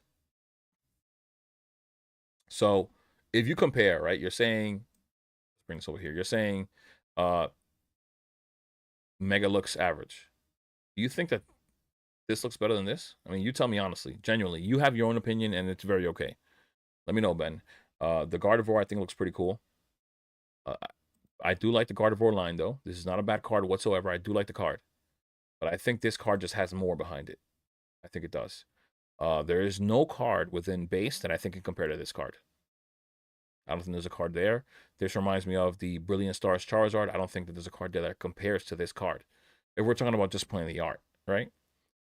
This card is another one I don't think any card in there compares. Amazing. Megaladias. What else? The Absol I love as well. I think it's amazing. I do like cards here, though. I do like the Gardevoir. I think the Drowsy is... I don't love the Drowsy. I'm not going to lie. I do like the routes. The Riolu I like a lot. It's a cute Pokemon. The Miraidon is really nice. I like the whole evolution line with Gardevoir, but I think there's more there. Like, this is like wonky, cartoonish art. Like, it's just funny art in some of them. Like this one, like the Slowpoke. The art for the Drowsy, in my opinion, is not amazing. It's not horrible either. The set's not bad. I used to call this the best base booster box arguably ever made, right? Or set. But I think this one takes the cake when it comes to best base box. I think this is now second best, but it's still a great box. I just think Mega's better, in my opinion. Gold, yeah, I don't like the gold. Honestly, I'm being honest. You know, we can understand, right? We don't have to really put our feelings into it, but we can understand why the gold cards have value. If it takes you 1,000 to 1,500 packs to pull one of these cards, it's gonna merit a decent price, right? Do we think that it's gonna stay here though? No, I think that eventually these two cards are gonna fall behind the Mega Latias. Maybe I could be 100% wrong, just because it's so hard to pull. But I think that's what they deserve. Honestly, I think these 3 cards deserve to be on top. To be honest, that's just me. You like the Growlithe and the Parrot? I just saw that, bro. Sorry, buddy. But yeah, man, the connecting cards are amazing. They always are. What's better, ME1 or Masquerade? Are ME1 prices justified? So, you know what? It's hard to say, but in reality, whether they're justified or not, all you can really do is play the market, right? The market is so hyped up. It's so hyped that, like, look at this. And the worst part is that these are pre-orders, like before the set drops, and people FOMO. You know, it's so hard. Like, is it justifiable in a sense that this box is 300? No, not if you're talking about all these other sets. No, it's not justifiable. I don't think it's merited in all honesty. But this hype is so strong. People are just buying anything. Like, you could have never shown any of the singles here. They could not know what's in there, and they'll buy it. This hype is just so crazy. I don't think there's ever been a time in Pokemon like what it is right now. I know there was a crazy time during COVID, but I don't think it was anything close to this. This time is insane. But yeah, I don't think this box should be 300 right now. I think, like, even Destined Rivals was at 300 when it first came out, right? What was it? We're gonna look at it right now. What was Destined Rivals booster box? Oops, sorry about that. Where are we? I'm blind. What was it on Inception? Even pre-orders didn't reach where we're at right now, right? But pre-orders were 321. And then once the box released, I forgot the release date. But look at us dropping down to 250, 240. There were clearly sales down to 220. You can see it there on the bottom. It says it right there, 229. There were sales at 220. So it's pretty crazy that the box is even more expensive than what Destined Rivals was in the hype period, right? I don't think it's merited. It doesn't make sense to me, honestly. Mega Evolution is the best base set, beats Scarlet and Sword and Shield. When this set goes out of print, it will be one of the best sets with the best SIR for a base set. Yeah, I agree. Like I said, it takes the cake. It's crowned best at the moment until another era comes around and another one takes it. Reason why I say is if it's better than Twilight Masquerade, then I guess it's worth it. 250. Yeah, I think I would feel better if Mega Evolution was like 250. It's just even if Mega Evolution is better, it doesn't have the timeout. It doesn't have the timeout as Twilight does. Twilight has already had more over a year being out since it was printed, and it's gone through its highs and its lows, and it's now at $300. But I don't think Mega Evolution has even had the opportunity. Clearly, it hasn't. It just came out. Um, I don't think it's merited, but there's so much hype, man. I mean, talking about the Wall Street Journal, somebody just said in the comments, I think who was it? Was it Yer that said something about, or was it JB? I forgot who it was. Somebody mentioned that Sports Illustrated has a section on Pokemon. Like I didn't know that. That's new to me. I didn't know that, but that's pretty crazy.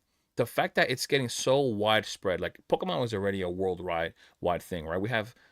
They have fans everywhere in every single country, but now we're landing on papers, the papers of Wall Street Journal. We're landing on Sports Illustrated. Freaking Dick's Sporting Goods is selling Pokemon. Since when? Dick's Sporting Goods, like, I'm just saying, it's appearing in car repair shops. It's like, or car sales locations. Like in reality, it's almost like, are you surprised? I mean, I know you're not clearly because you're involved, so you know what's going on. I'm not surprised, but it isn't merited. We all know. We know it's not merited, right? We know. Um, Phantasmal Flames. I made that video where the thumbnail question $350 a release. I think it will be, because of what's there. Look at this. Look at that. 334. What's Mega again? Right, we have two tabs open for this, right? So let's look at them side by side real quick. I just want to see the value of the booster box now that it's out. It's at 300 flat. And wait, one more thing. What was it before it released again? Where was it? Where did it sell up to? 346.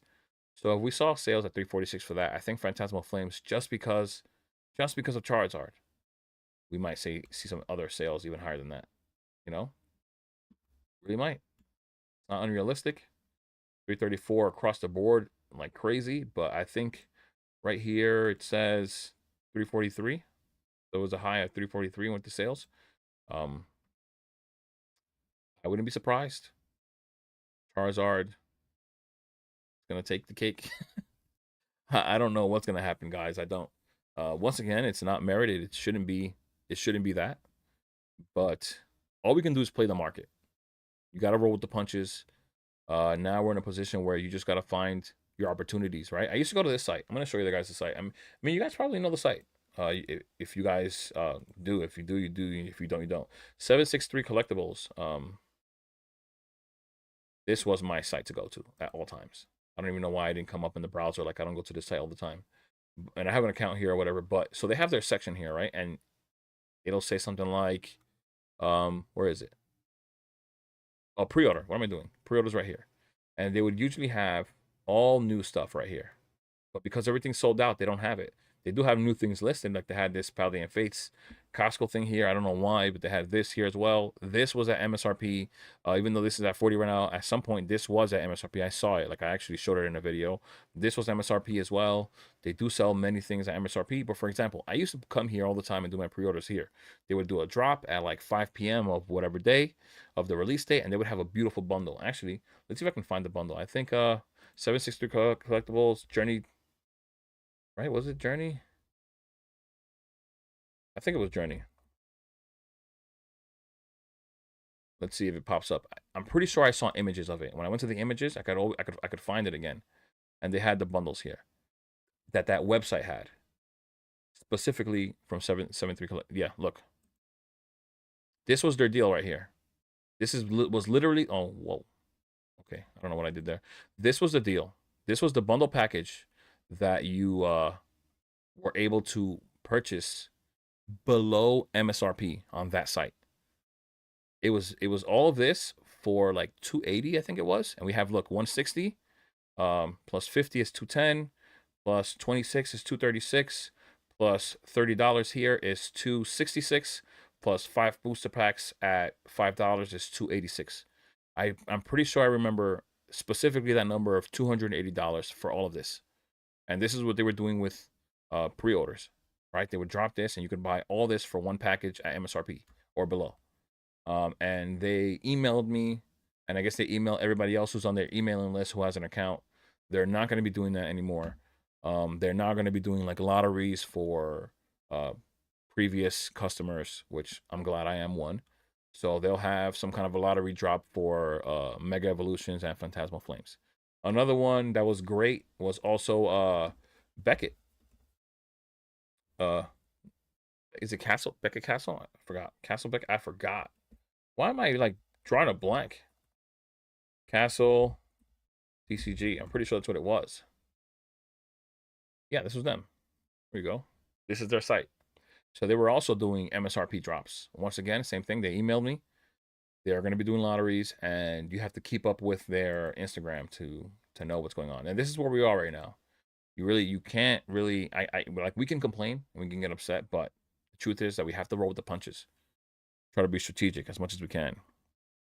It should go down, but likewise, it's a market. We can't predict.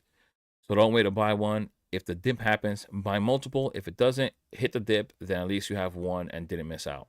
Very true. I mean, you, like I said, when an opportunity comes, you take that opportunity. There's not much else. The rip and ship culture brought us to the situation, for my opinion, bigger FOMO in the market. But it's also burned. It has burned a lot of sealed products. All right, so I feel like, if I'm being honest, when it comes to the rip and ship, has the rip and ship done damage to the sealed product? Yes. But at the same time, you have to remember that every single buyer, whether it's you or me, anyone that participates in a rip and ship, is technically the market as well. So people are buying from a rip and shipper the same way as they would buy somewhere else. If they didn't buy those packs from a rip and shipper at market, but they were willing to pay market, I'm pretty sure they would be willing to go to TCG Player and buy at market. And in all honesty, if they were buying on TCG Player instead of the rip and shipper, that market price would be insane per pack. Like, insane. I'm telling you. When things get bought by mass, TCG player prices skyrocket. They go crazy. They go so crazy. You think about 1,000 packs of Prismatic in one night. Can you imagine what that would do to the price per pack on Prismatic? I'm pretty sure there's not 1,000 sold. There cannot be 1,000 sold here on TCG Player, or else the thing would go crazy. What's the price per pack here on TCG Player? Where is it? Is it on the next page? Maybe on the next page. Price per pack on TCG Player is $880. And they're not buying them like that, like 1,000 a night. No, but if they bought them like they did for from rip and shippers, this would not be a downtrend right here, right now. And I was talking about this. The more they print out Prismatic, the single booster pack will drop, but the ETB will rise. But if they were buying them at 1,000 like this, if this was more consistent, this 1,500, 1,554 right here, if that was more consistent, this would be on an uptrend instead of a downtrend. They wouldn't have this many left here. Look, that's 1,500 in one night. They have 9,500 listed. If they had a few more nights of this, you'd be sold out, and the market price would just rise. So I mean, it's still the market buying it up. Whether they're buying it from rip and shippers or not, they're still buying it there. And they're just buying it. But that's the one thing I can't. I don't think it's right to put the blame solely on the rip and shippers. The people buying. If you're buying from a reseller, you're setting market price. This is what I'm saying. Like, when we're buying, right? If you're buying a booster box of any kind, and you buy it on TCG Player, you're effectively contributing to the TCG Player market price, which everyone follows. When you see listings on Facebook, when it's vendors at card shows, when it's eBay, when it's anything else that has an MSRP value, they're all basing it off a TCG Player. So when you raise the price on TCG Player, you are raising market price. This is like, I don't know, it's like the place. I don't know why TCG Player or how it became the place where everybody gets their price from, but I think people like it because this is always more expensive. Of course, it benefits them. But if you look at like Poké Data, right? And I was looking here. Let's say I click on, and I hate that this thing is so slow. Why are you slow, my friend? Okay, awesome. So let's say I click on a box. What box? Destined Rivals, right? And I click on the booster box, sealed products, and I click on not a case. Just go to the booster box, right? Look at the discrepancy here. This is like averaging out what the box costs on eBay and what it costs on TCG Player. Look at that discrepancy. So now when you buy on TCG Player, you make this price more legit, which is going to raise this price. They're going to keep raising this price. I promise you, this price is going to keep going up. Eventually, it usually lags behind, right? Eventually, it will reach this price. You'll see eBay sales, all of them at 440 at a minimum, right? So I'm always trying to be smarter. I'm always trying to be a step ahead of the market or anyone else. And I try to tell you guys the same thing, right? I try to give you guys the same information so you guys can make the same moves. So much demand, too many people in the hobby. Flippers, scalpers, investors, collectors can't be mad at the hobby. It's popular, just collect what you love. And also inflation, everything in the US is pricey. Yeah, that's true. Inflation is another thing, right? Everything costs more, but you don't make more money. So that's another thing as well. Um, yeah, that's I mean, you can't say it any better than that. But for sure, I try to personally stay away from these sneakerhead guys. Like, I don't know why. There's something about these sneakerhead guys that I don't like. I don't know, but I'm not gonna just. He's not gonna hand me something and I'm gonna buy it. Like, I'm not gonna want it. I could buy it from some. There's so many other places that you could buy something from market. I'm not buying it from these sneakerheads. Let them go back to their little sneaker hobby and make their money there. They don't have to be here exactly.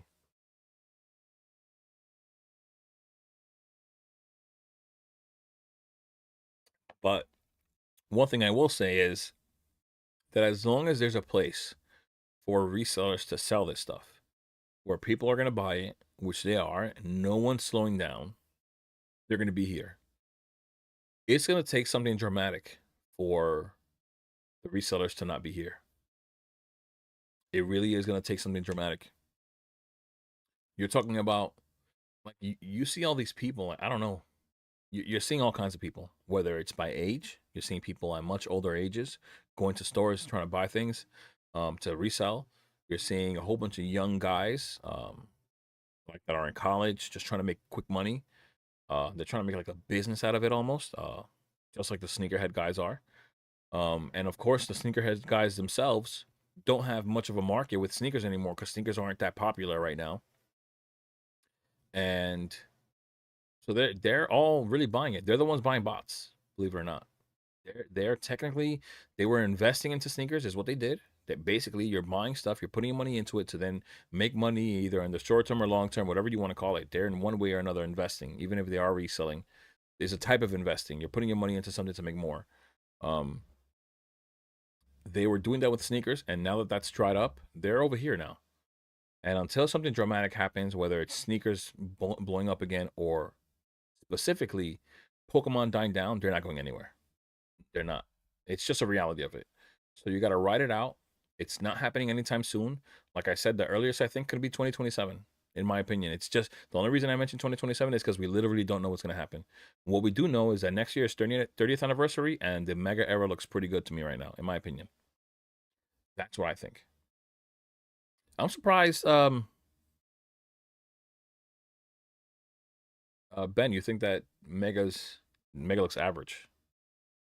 I'm really surprised about that, honestly. I don't think that the Mega Era looks average, to be honest. If it's me, I love some of these cards. Like, what is this? Most valuable cards from Inferno X. I didn't even see this today. Oricorio defeats most. Of course it does, because it's a Shinji Kanda card. It's not that Shinji Konda's, I mean, that Oricorio is anybody's favorite. No one likes Oricorio. I don't know what to tell anyone. It's just the truth. No one likes this Pokemon at all. But Shinji Konda. So it's that name is just gonna sell itself. And people know that the name is carrying value. And for that reason, Oricorio is automatically, he's like the Seismitoad. Who nobody likes Seismitoad. Like, come on. These two I understand. Seismitoad and Oricorio, no. Just Shinji Konda, right? So what is this selling for? Does this article even say how much it's selling for? Doesn't even give you a value here. Oh, here's the list. Sorry about that. Mega Charizard, 535 USD. The gold, the SIR is 395. Why are people paying more for the gold? I don't understand. This is not better than the SIR. I don't care how hard it is to pull. I will not pay more money for this. What's going on here? While this is available at a much more affordable price. No way am I going to pay for that thing. No way. Why would I want that card over this one? No, no way. I'm sorry. Oricorio, $76. That's not much, actually. That's surprisingly low for a Shinji Kanda card. I thought it'd be more, but then again, the Japanese Magikarp isn't expensive. Honestly, if Mega Latias EX PSA 10 goes almost 500, I'm buying. I'm not gonna wait. Jake Ketchum TCG made too many mistakes, hoping it will drop lower. Now they're above a few. Yeah, yeah. I mean, listen, those mistakes sting, man. My mistakes were mostly booster boxes that I kept thinking earlier, like in December, January. I thought they were going to be around that price for much longer. And then I started moving on to other things. I started looking at Prismatic, and I was ignoring all those other boxes, thinking they would be there for much longer at that price. And now those mistakes sting. They do. They really do. This is one thing I was pointing out to you guys. I showed you guys in my last live that I bought the Japanese version. It did come with the same exact coin, so they're going to be the same, I guess. But I did show you that I got the Japanese one of this Haunter. This Haunter, I like it. Honestly, I like the whole Gengar evolution line. And I pointed out we haven't had a Haunter in I don't know how long. The Japanese card is worth like $40. The Japanese, remember that. It's already selling at a PSA 10 for like 130 or 140. That's the Japanese one. Now, what's the English one going to do? Right, Meliota is the other IR that's going to come in the Mega Battle rival decks or whatever. But the Haunter one, this is gonna be way more expensive than the Meliota. At least it should be. Just going by fan base things. This is the card. This is the one I had. For those who don't know what the Japanese battle deck looks like, and it came with the two Gengar EXs, which I assume this will be the same as well. Two of these Gengar EXs and one Haunter. These right here though, they were talking about these appearing somehow with Phantasmal Flames for their battle decks. This card right here is a Japanese promo, and it has done really well. So I would assume in the English market it'll do well as well. But it's a little more scarce in the Japanese market, I think, and it's actually pretty expensive right now. So this right here, I urge you guys to buy the MSRP whenever it pops up, whether it's at Target or eBay, or I'm not eBay, sorry, Target or Best Buy or Walmart, whatever you got. This is going to be a nice card to have. Grade it, that's for sure what I would recommend. I'm going to buy it.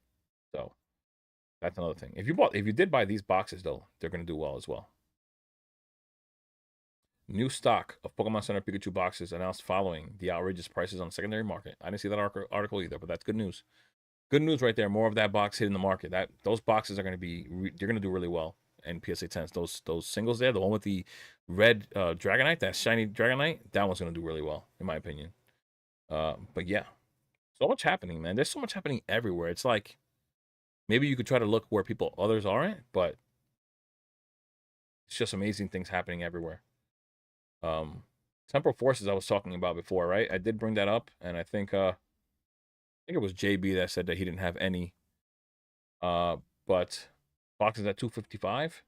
There aren't that many listed. I keep talking about the box being under $100. Not $100. I keep talking about boxes when they're under 100 listed. You're at the whim of the seller. These boxes will start climbing. Like with a certain amount of sales, It's gonna start climbing. 260. Look, that's already 270. 275. Temporal will climb really soon, and it's not even the one out of rotation. And this one, people try to ask about this box and about like they compare it with Paradox Rift. They ask me which is better. I think this one's better. And I'll tell you what, this box is gonna hit 300 organically. It's not gonna have to get bought out like Paradox Rift did to get to 300. That one will get to $300 organically. Yep, yes it will. It will. I wonder if Paldean Fates is actually, somebody was asking about the mobile mute. I wonder if it's actually gonna start crashing like the singles once those boxes come out. But I'm really eager to know how many of them are coming out. How many are coming out? Paldea. Another one with singles. Singles are moving like crazy. Like there's just everything moving. Oh, this fell back down. It was ahead of the Raichu and the Tyranitar. It was at $63 market. It dropped. It dropped. Who likes mouse hold anyways? I said time to mouse hold. Who even likes that? Not me. I mean, it's a cute card, but like, who likes the Pokemon? If we're being honest, if somebody's buying a single, it's because they're a collector and they like it. And they're gonna like the Pokemon, but like, not better than Raichu, that's for sure. But one thing that we haven't talked about much is Sword and Shield. For sure, I think Sword and Shield is one of the safer moves you guys can make. Brilliant Stars, one of the other boxes I said was very, very susceptible to being bought out and get like, I forgot. I had the list here. Where's my list? Where's my list? Brilliant. Yeah, at the time, Brilliant only needed 7 sales for the lowest listed to be $600. That's pretty crazy. A few sales and this box will reach $600. Yeah, see it right here. That's like 6 sales in, and this box will be 600 lowest listed. And then I had 16 boxes, 16 sales, and because the price jumps are so big, it was gonna reach 650. Look at that. But Brilliant Stars is a really nice box to have long term. I think Brilliant Stars is gonna do really well. If you guys are into Brilliant Stars, I think it's a great one to have right now. I mean, so many things happening. I mean, what are we gonna do? And like I say all the time, you can't catch them all.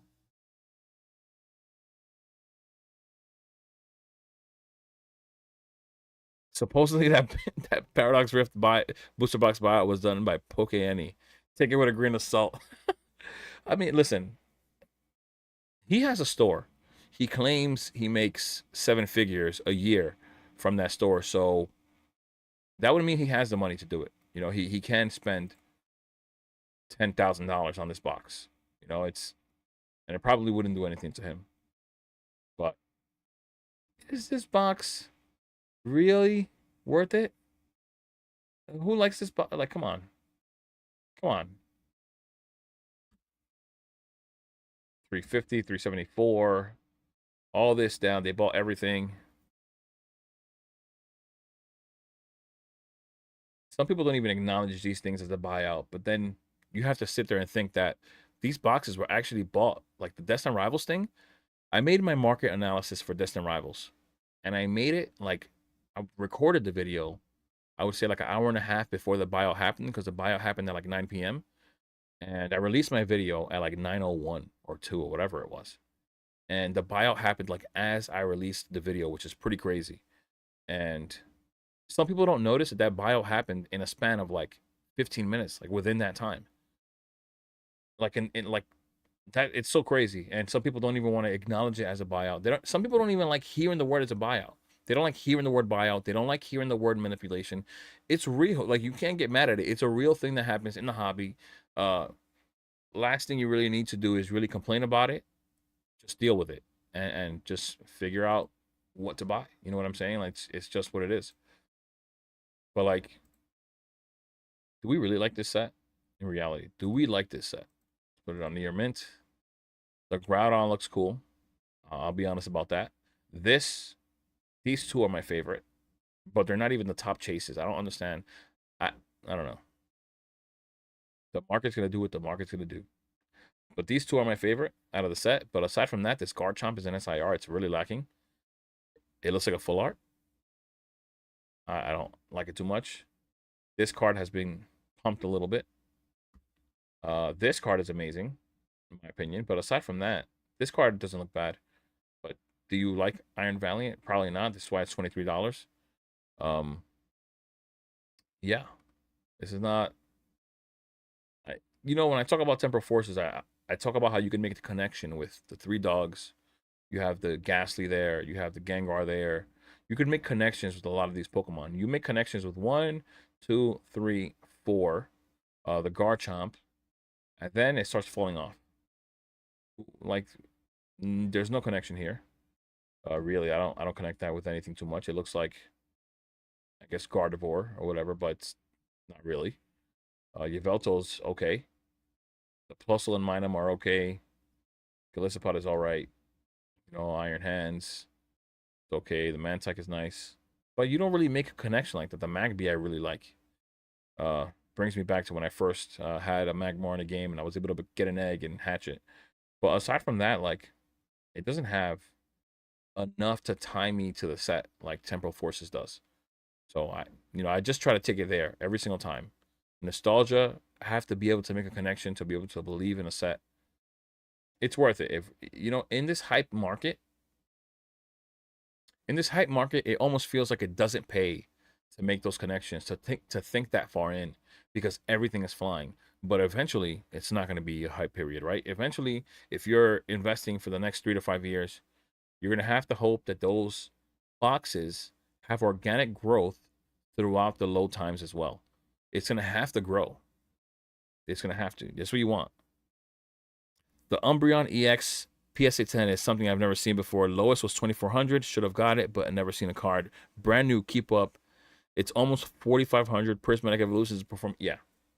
But then again, like, it's the doubters. There was a lot of doubters. A lot of doubters. These singles are climbing right back up. Right? This dropped. Of course, it was like 1,500 at some point. We're still gathering price data. Okay, let's put it in here, man. It'll probably change.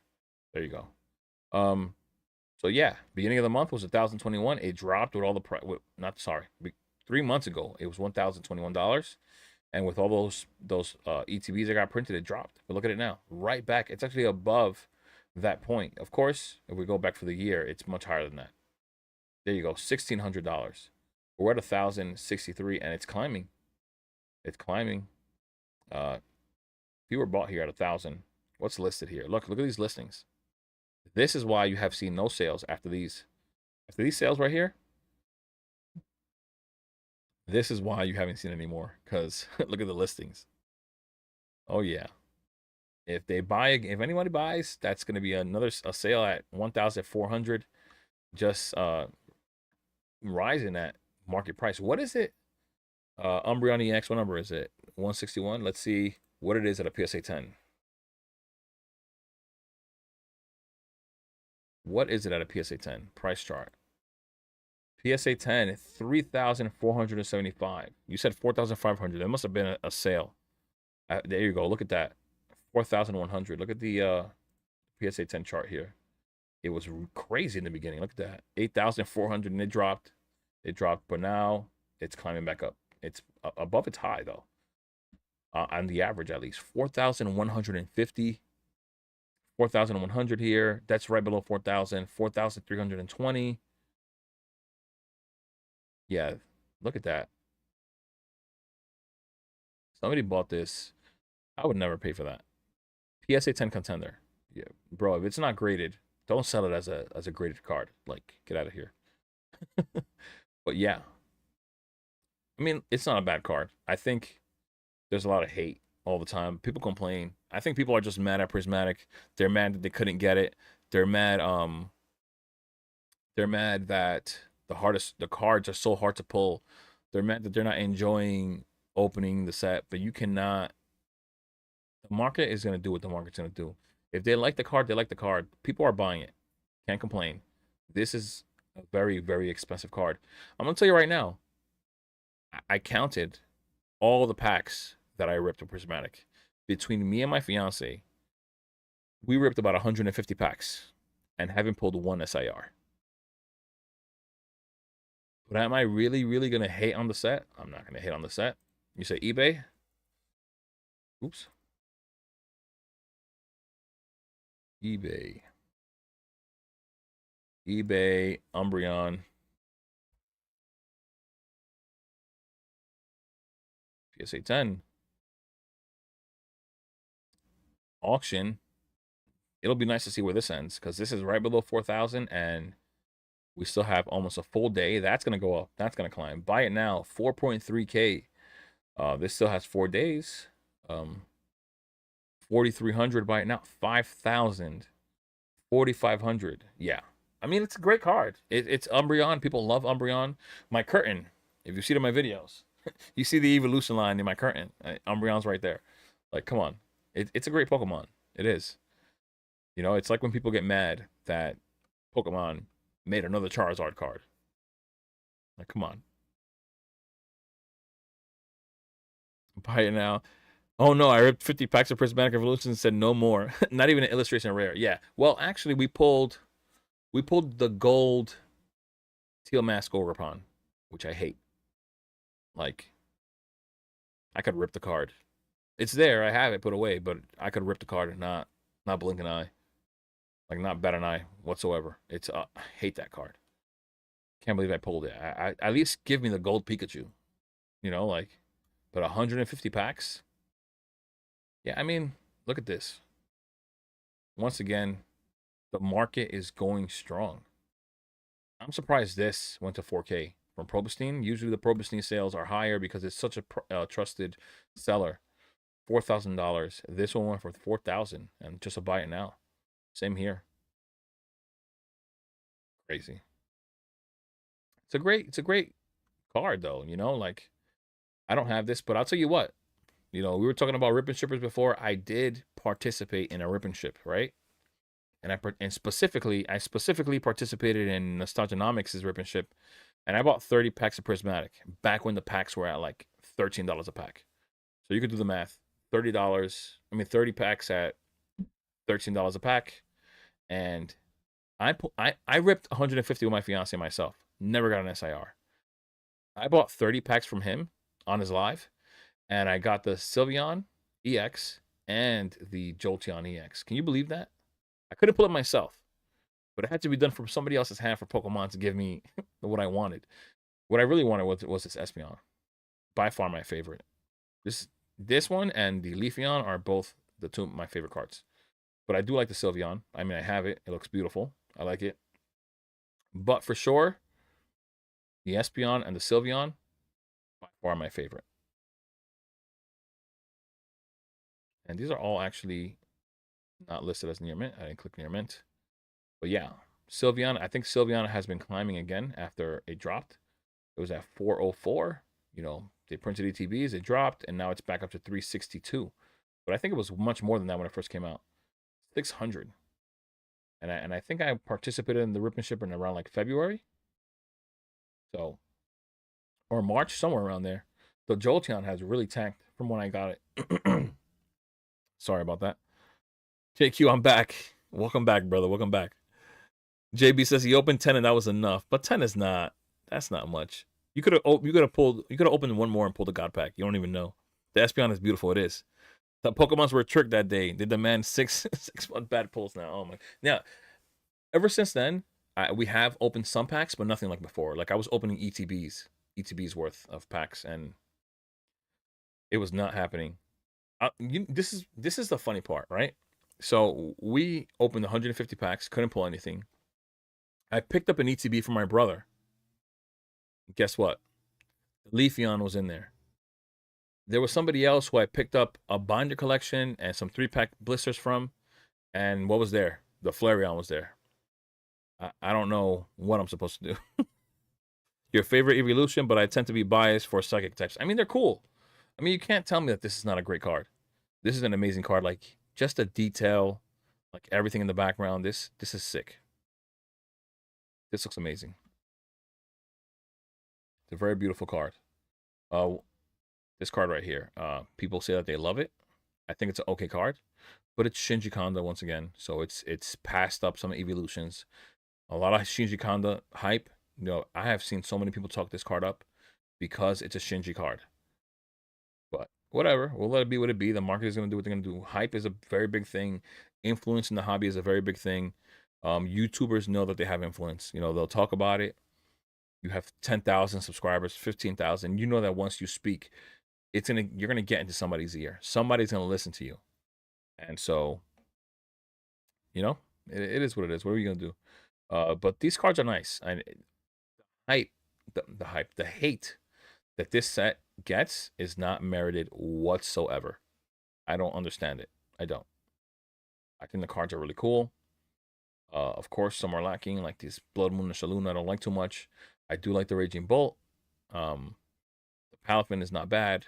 The Goldengo looks really cool in hand. This card looks really cool in hand as well. I pulled it from Terrastal Festival. Yeah, I did get lucky in Terrastal Festival. That's for sure.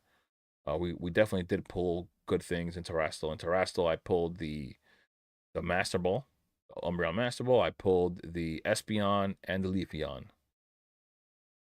Never, no Japanese or English Umbreon or Sylveon for our pulls. This card is nice as well. I mean, just this whole set. I do have this card right here, even though this card is one of the more affordable ones. This is a really nice card. Like in hand, is beautiful, beautiful card. I mean, like I said, this set does not deserve the hate that it gets. It's just people that are upset because they can't buy it and they're having trouble pulling and they complain about the experience. But that's part of it, man. I mean, you have the lotto people play and they barely win, but they play it all the time. The same thing, Prismatic. It's the same thing. In reality, you're really gambling. You're really taking your chances. You're gambling.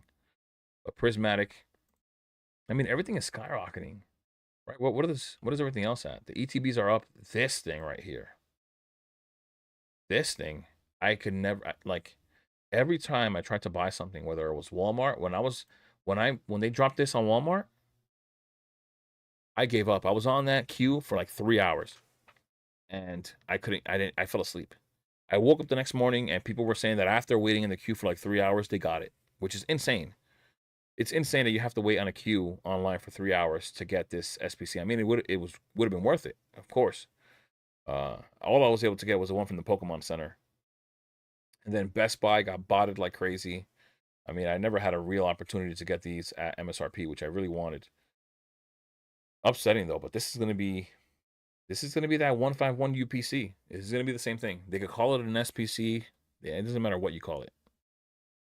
This is gonna be that. It's gonna do really well long term. It's just a great product. The playmat looks amazing. It's got a lot of packs.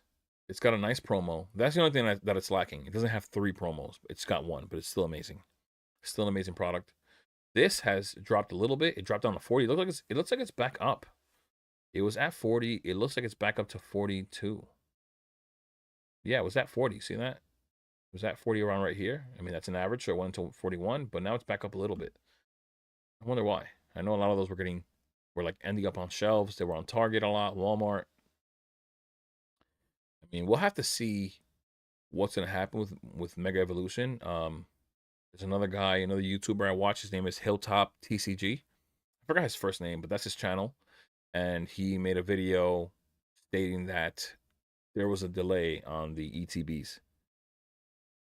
What's my heaviest position set-wise? My heaviest will be Journey Together, being that was the best opportunity I had. That was the only... So I talk about my mistakes.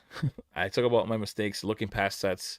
I talk about the mistakes I made not buying Paradox Rift when it was cheap because I had great opportunities for Paradox, base.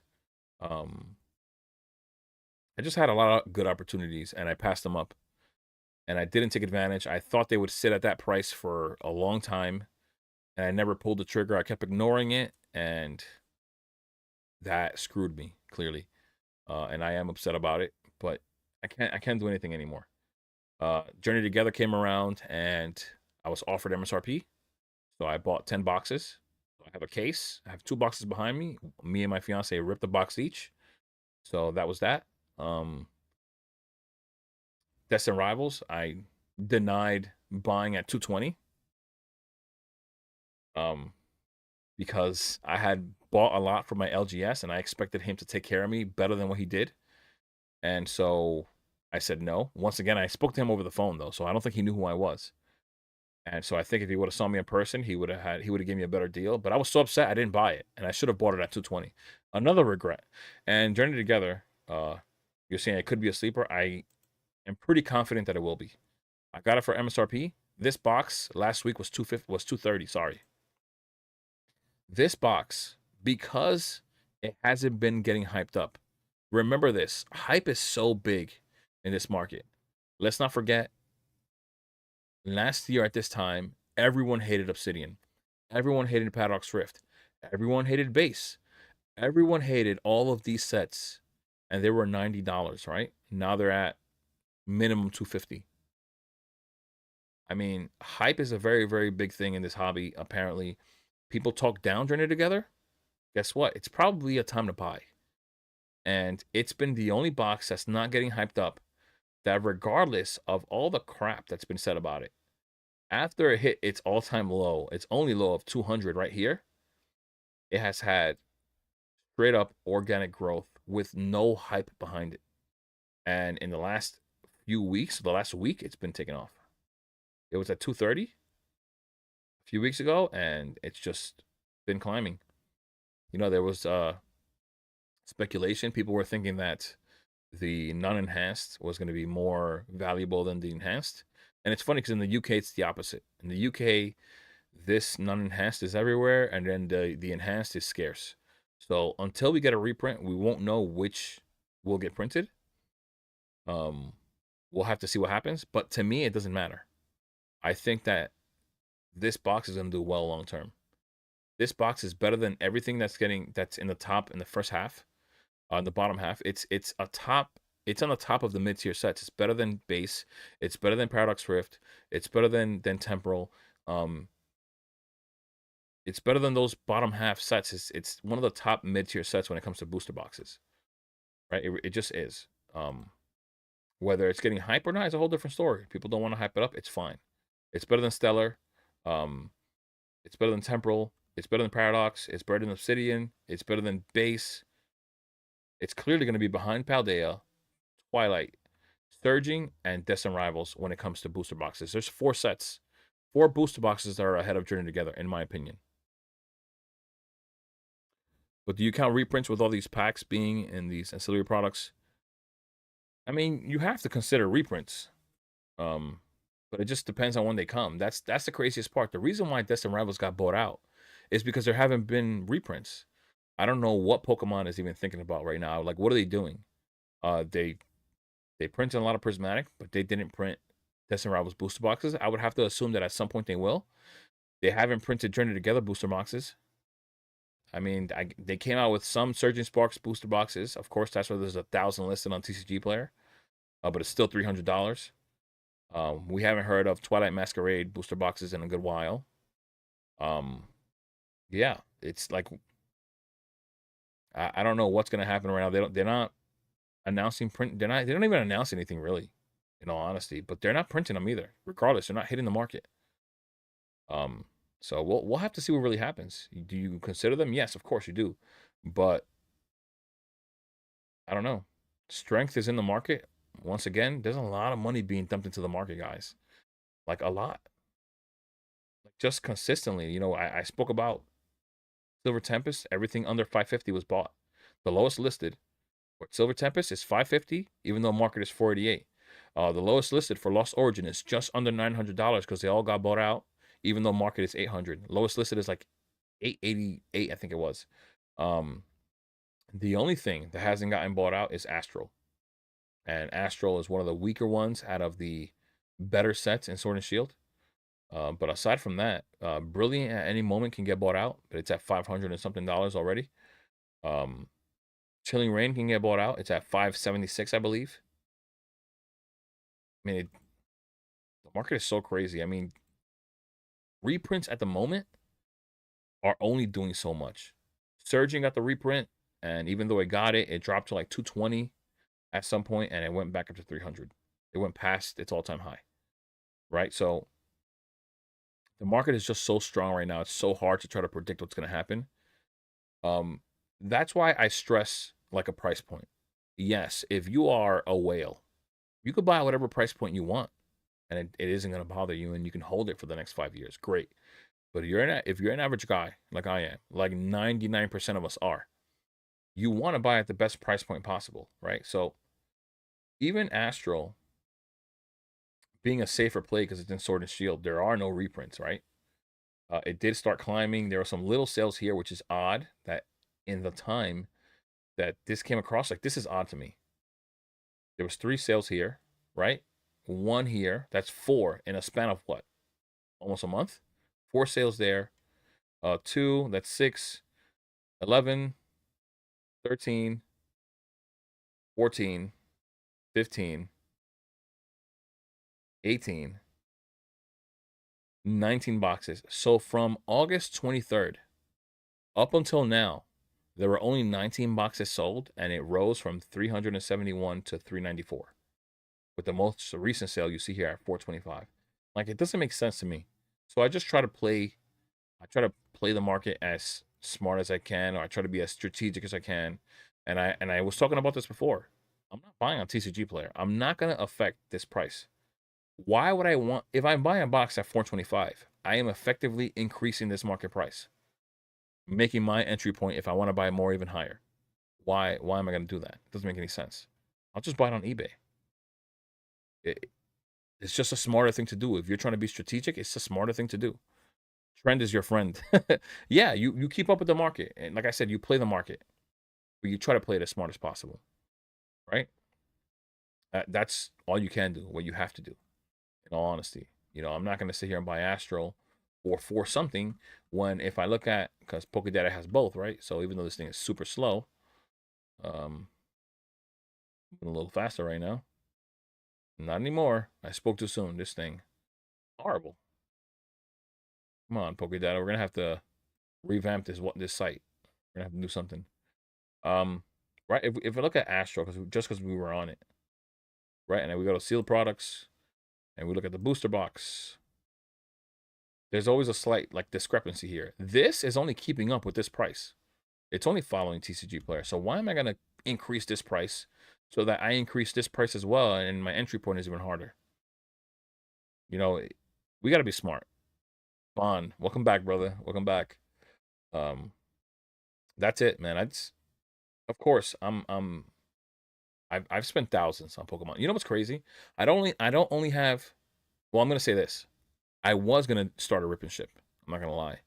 I did have the reason why my YouTube name is J Ketchum TCG is because I was gonna start a rip and ship, and I wanted to. At least I had aspirations to start up a store. But so many people have applied for distribution and started up rip and ships in that time when I wanted to do it that I just stopped. I felt like it was too much. There are too many people, too much competition, so I decided to just chill out. It's the reason why my YouTube name says TTG. So I actually have like a lot of booster packs. Like I've put a lot of money into this hobby. Like you, I have things behind me, but to my right, there's a closet here with like shelves. Watch this. Hold on. Hold on.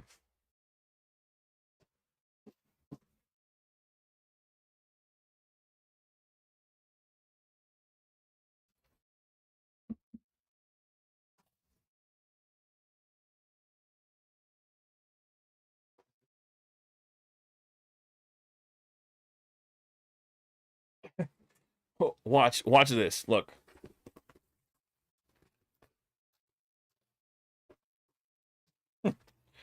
Look. Look. Crown Zenith.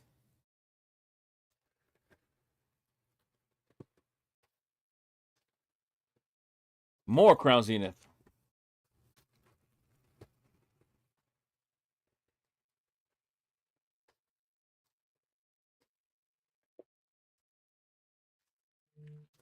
More Crown Zenith.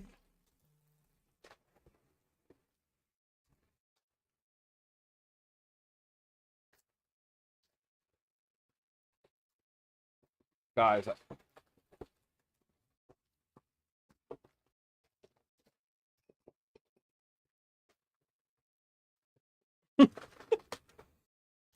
Brilliant stars. Yo, I have so many packs. Yo, I have put so much money into the, eventually I'm gonna sell them off. You know what I mean? Like I've put a lot of money into the hobby. I was gonna, like I said, I was gonna start a rip and ship. But now it's like believe it or not, I have Crown Zenith. I have a bunch of Crown Zenith. I have a bunch of Brilliant Stars. I got a bunch of Silver Tempest, Surging. I have a ton of Temporal Forces single pack blisters like these. I have like a ton, like a ton. Um, and yeah, I have that. I got Paldea Evolved. I got Scarlet Violet Base. Stellar Crown. I can't even remember everything right now. I have Silver Tempest, and I bought everything at like 450 a pack. I bought everything at 450 a pack. If you guys look at what market it is for every one of these packs, like what's it gonna be? Now I'm thinking, you know, after I did that and I stopped, I'm gonna set that there. I'm gonna set that there for now. Right? So after I changed my mind about starting a rip and ship because of all the competition, like the goal was you have to develop sales so that you can prove to a distribution that you can keep up with their product, and of course you can make sales, and they just want to know that you can keep up and you will be a legit customer for them, right? Because they don't want to just give anybody distribution. And so with all the competition and prices rising, um I decided to back away because it looked like it was almost like an uphill battle, me being one of the little guys trying to compete with everybody else that was buying. um so I stepped back.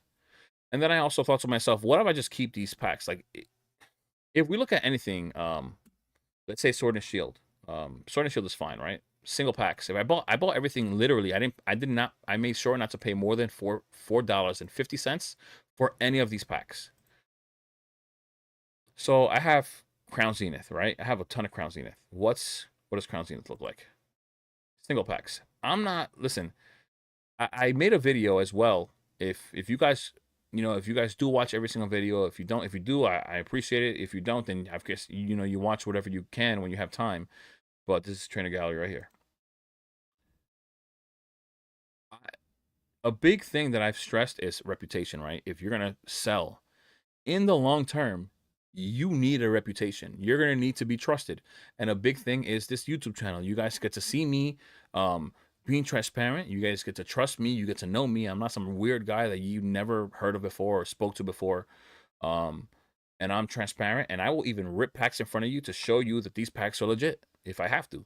Um, but if we look at single packs, right, of what they are now, what are Crown Zenith single packs?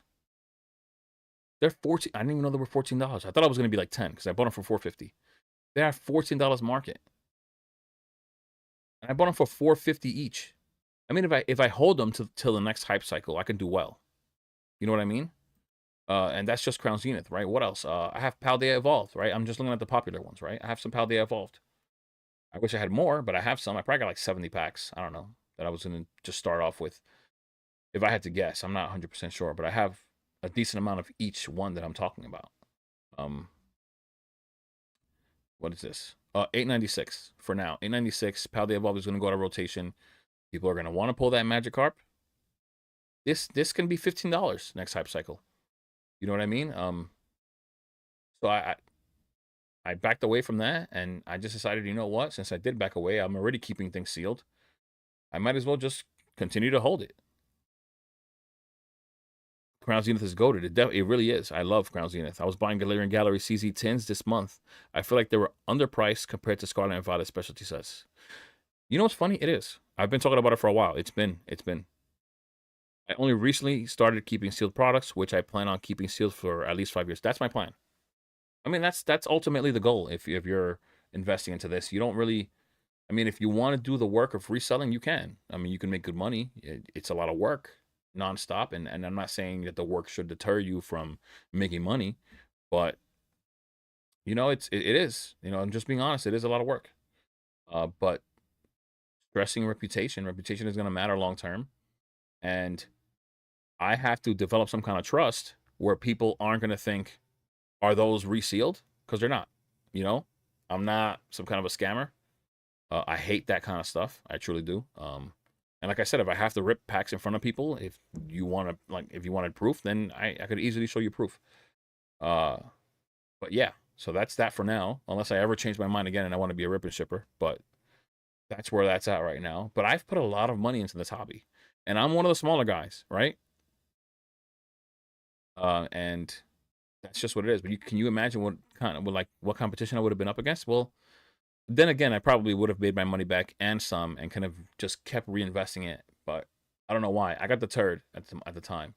You know, I may get into it one day with something else. I may just start selling on TCG Player at some point, which I have to develop some kind of reputation there, so that I could be a trusted seller on there, because there's not going to be a face to put to the name. So that's one thing. But they will see my name. Whoever does buy from me, if I'm on eBay, you will see my name. If you recognize me, then you'll know that I am somebody who's not going to freaking scam you. Uh, but yeah, I have put a lot of money into this hobby because of how I believed in it. You know, and I know some people don't. Of course, there are people that are skeptical, and I don't blame you. I don't blame anyone. I mean, everybody who's here believes in it in this chat, but others are skeptical, of course. And I don't blame them. If you told me you were putting money into Labubu, I'd be skeptical. I'm sorry, but that's just what it is. Um, but yeah, so I have a lot of packs of a lot of different things, and I think now that I'm here at this point and I didn't do the ribbon ship, the idea should be to hold them now. So yeah. Do you guys have any plans of your own? Did you guys have anything in mind that you guys wanted to do? I'll just hit the mic. Anything you guys had in mind that you guys wanted to do long term? Maybe something like me, that I wanted to start a ripper ship and then I backed away.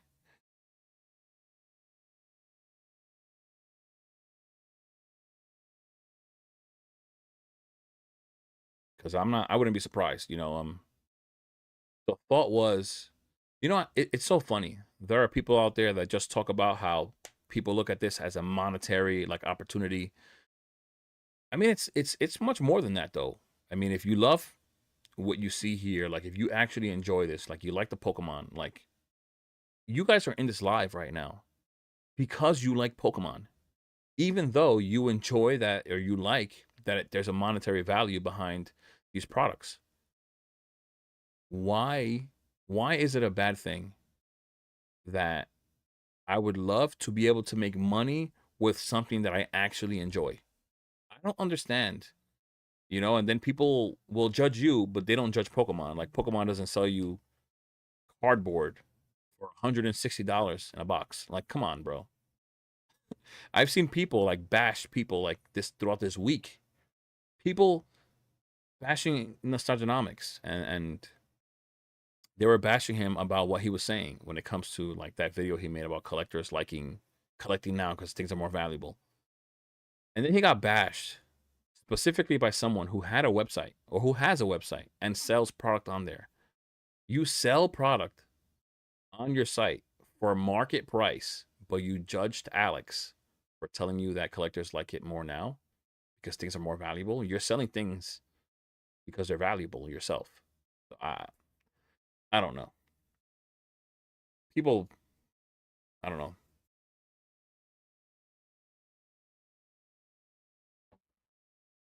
I don't know why.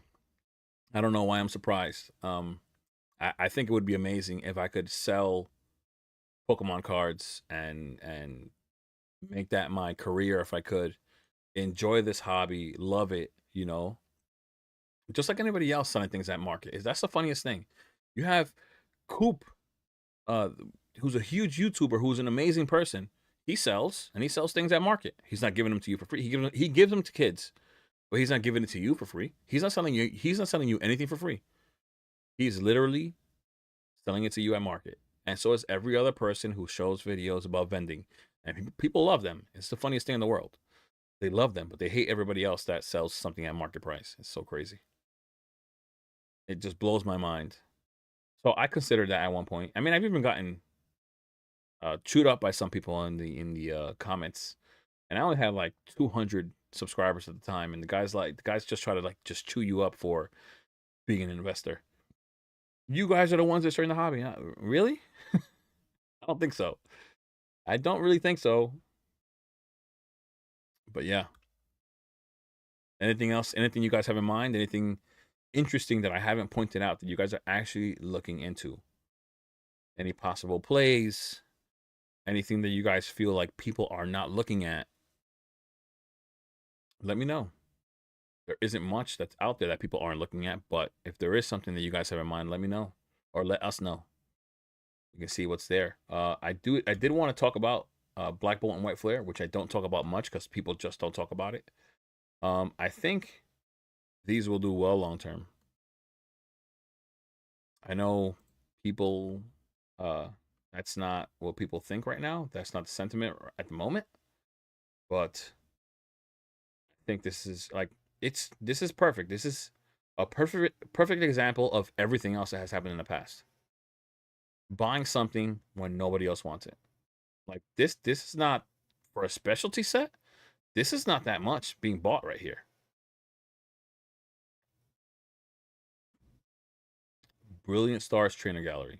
That is a good one. That's the best trainer gallery in all of that Sword and Shield era. It for sure is. I pulled I like I'm not gonna lie. I have those packs there, and I've definitely chat. He's cooked. If okay, how about this, Alan? Welcome to the chat and to the live, by the way, brother. As I make my way to Brilliant Stars to the trainer gallery, tell me why you think Black Bull and White Flare will not do well. On top of that, with all those illustrations that it has in it, when everyone hated Paradox Rift, Obsidian Flames, Base, and a whole bunch of other things. Around this time last year, everyone hated it. Obsidian Flames is now $822 a box. Paradox Rift, before it was bought out, was at $250 a box. Temporal Forces, it's now at $255. Scarlet Violet Base is at $246. And the booster box was $90 last year. So honestly, without feelings, just tell me why you think that it won't gain value. Oh, you're trolling. Oh, listen, I'm not gonna judge you for having an opinion. That's first thing. I just want you to know. I was giving you a real, you know, an opportunity to discuss it. I don't have a problem with anyone not agreeing with me. You know, you have everybody has their opinions. That's the great thing about this hobby. There's gonna be cards that I don't like, for example, cards that you like. There are people that are diehard Paradox Rift fans. I do not like Paradox Rift. I don't believe in it. But yeah, thanks for the troll. But we could have discussed it. We could discuss anything, any opinion you have. I'm not gonna fight you. We could discuss it. If you can prove me wrong, then I can definitely easily side with you, no problem. But yeah, somebody brought up Brilliant Stars Trainer Gallery. I love this Trainer Gallery. I mean, I pulled this card right here. It was pretty off center. It upset me. I'm not gonna lie. It was a very good and bad moment at the same time, guys. It was a very good and bad moment because I love this card. I do like Sylveon a lot. I do. I'm not gonna lie. I have the Sylveon from Prismatic, but my favorite from Prismatic are Espeon and Leafeon. I do just the whole evolution line is so sick. I do like this card a lot. I got it. I pulled it, and it's off center, and it really upset me. Especially since Sword and Shield has better quality control than Scarlet and Violet does, and I still pulled this card off center. Upset me. I'm not gonna lie. What else? This card right here I like a lot. This is a really cool card. I like that it has a little Gengar doll in the background, Mimikyu. It's so cool. It's such a cool Pokemon. This card right here, though, both of the Umbreons, amazing. I mean, I remember making a video. I was making a video about singles, right? And what potential they could have long term. I think this card was. Let me look at it again. I think this card might have been like it was definitely much lower than this when I made the video. Yeah, it was like around here somewhere. So it was in the 60s when I did that video. It's now $84. Oh, this whole trainer gallery, amazing. This card right here is real nice as well with the Mimikyu VMAX. I like this Sylveon a lot as well. Umbreon V is sick.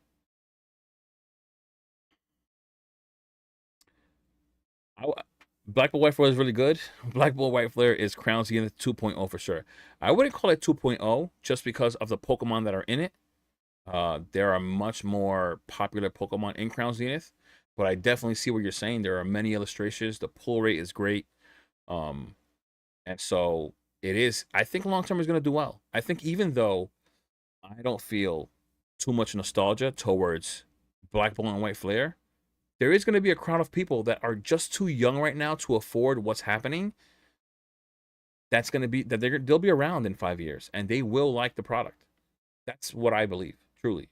Every generation has a different demographic behind it, like a different age group that's going to follow up.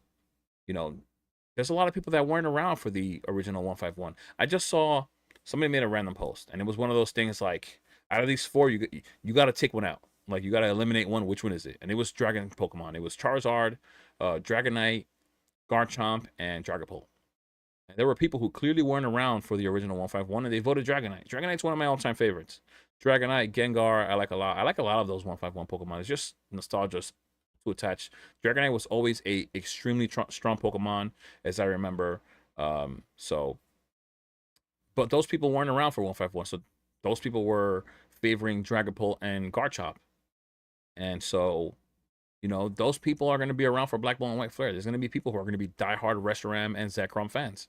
And that's just something that we have to think about when it's going to be to like a long-term thing. This is why I keep stressing not following the hype. This is why I believe in Journey Together. I think it's a good set.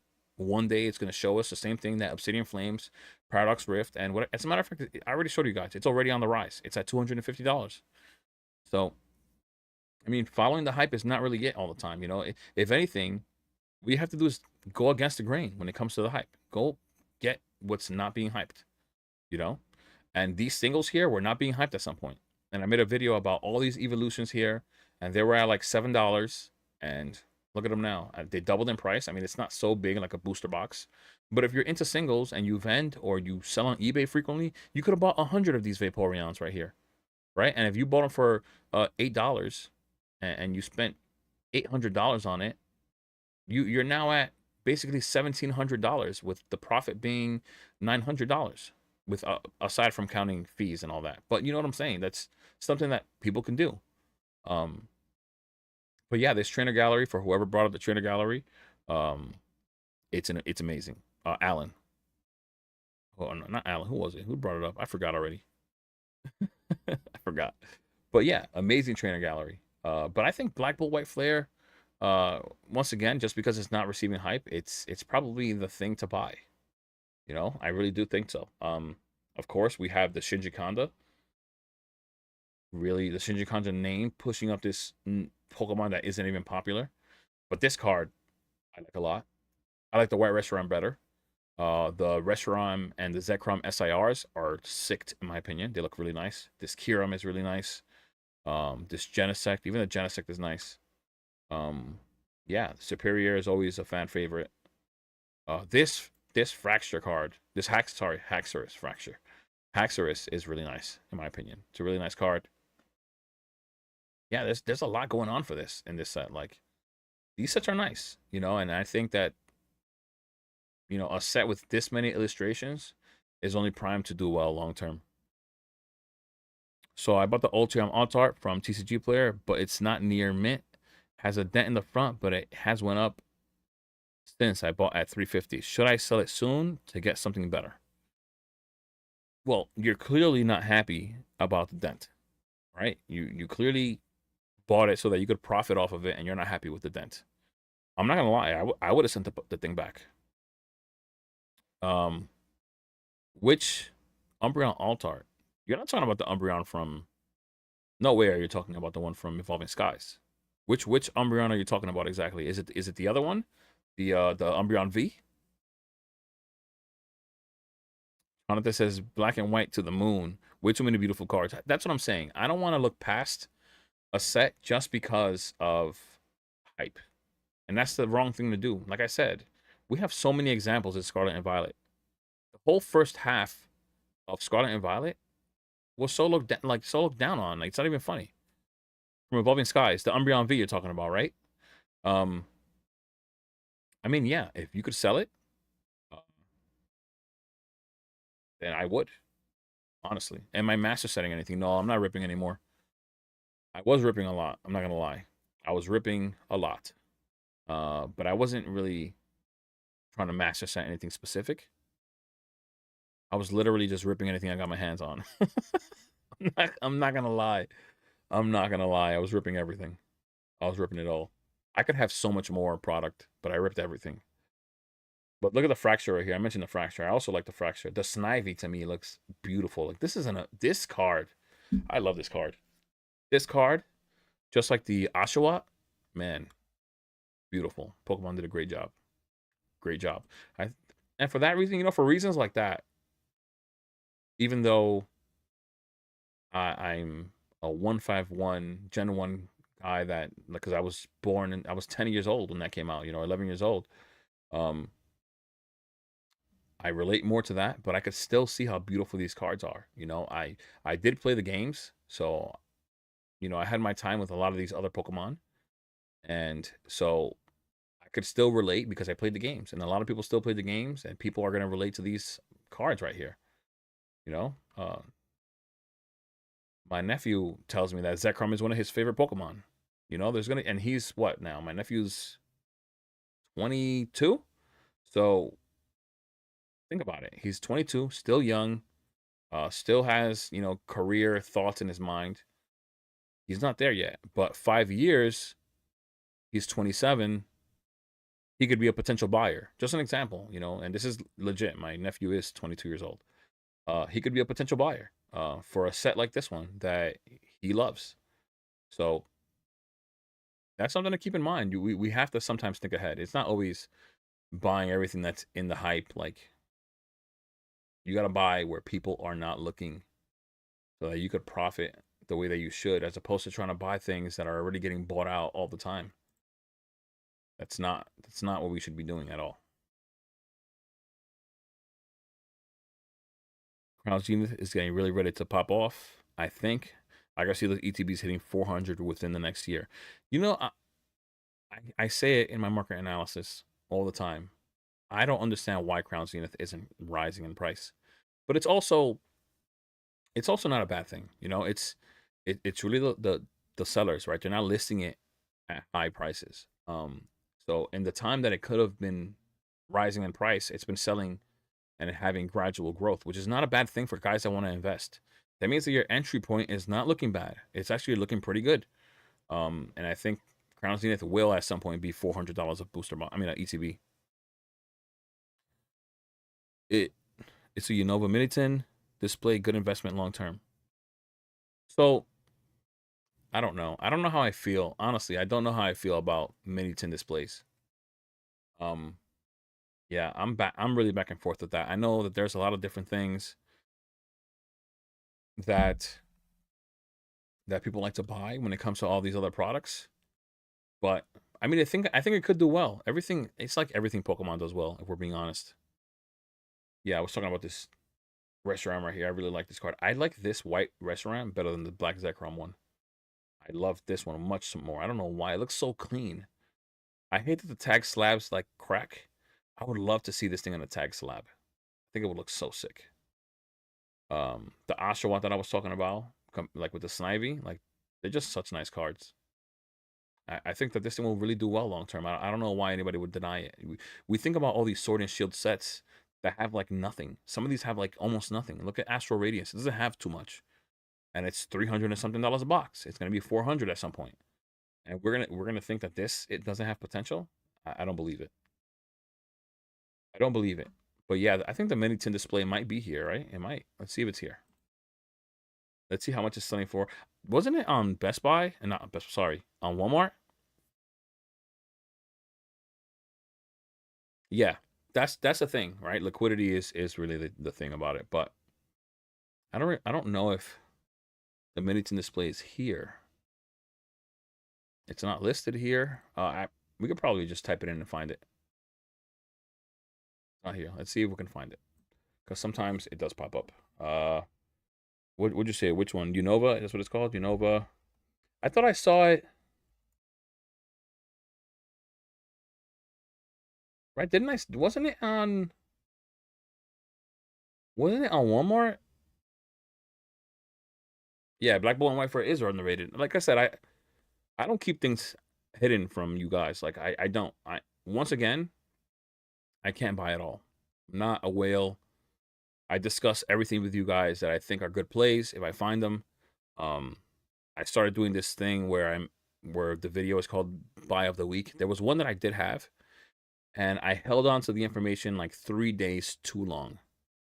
And everything that I had on that list skyrocketed in those 3 days. And I wish I had released it earlier so that you guys could see it and buy those things at a decent price. And I got upset, so I didn't make the video at all.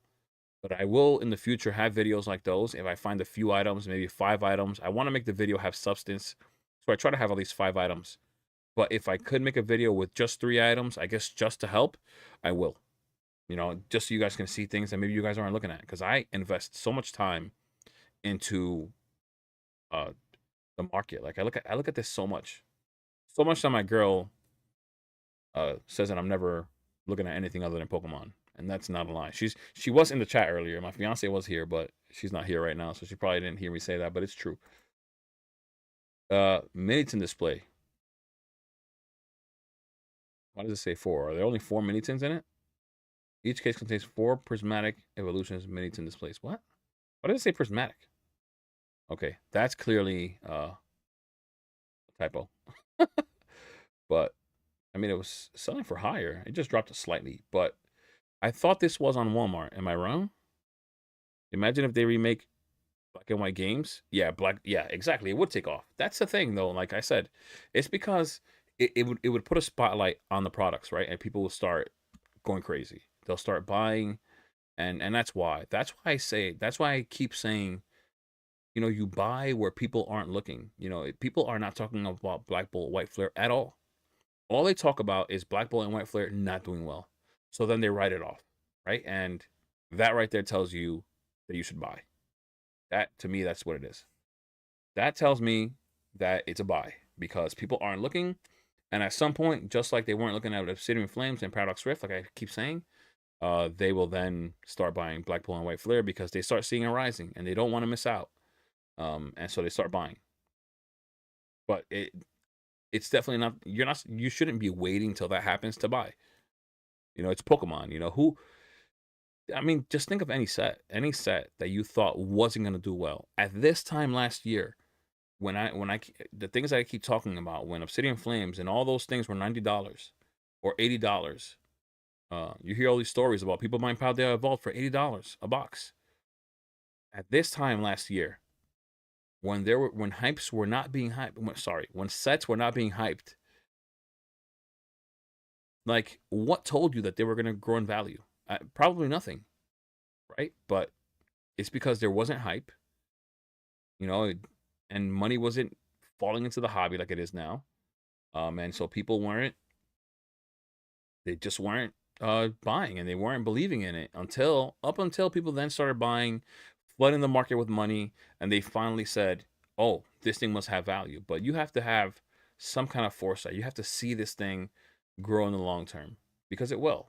You know, we're seeing it with every other product that you see. You could go, how far back do you want to go? You want to go back 5 years?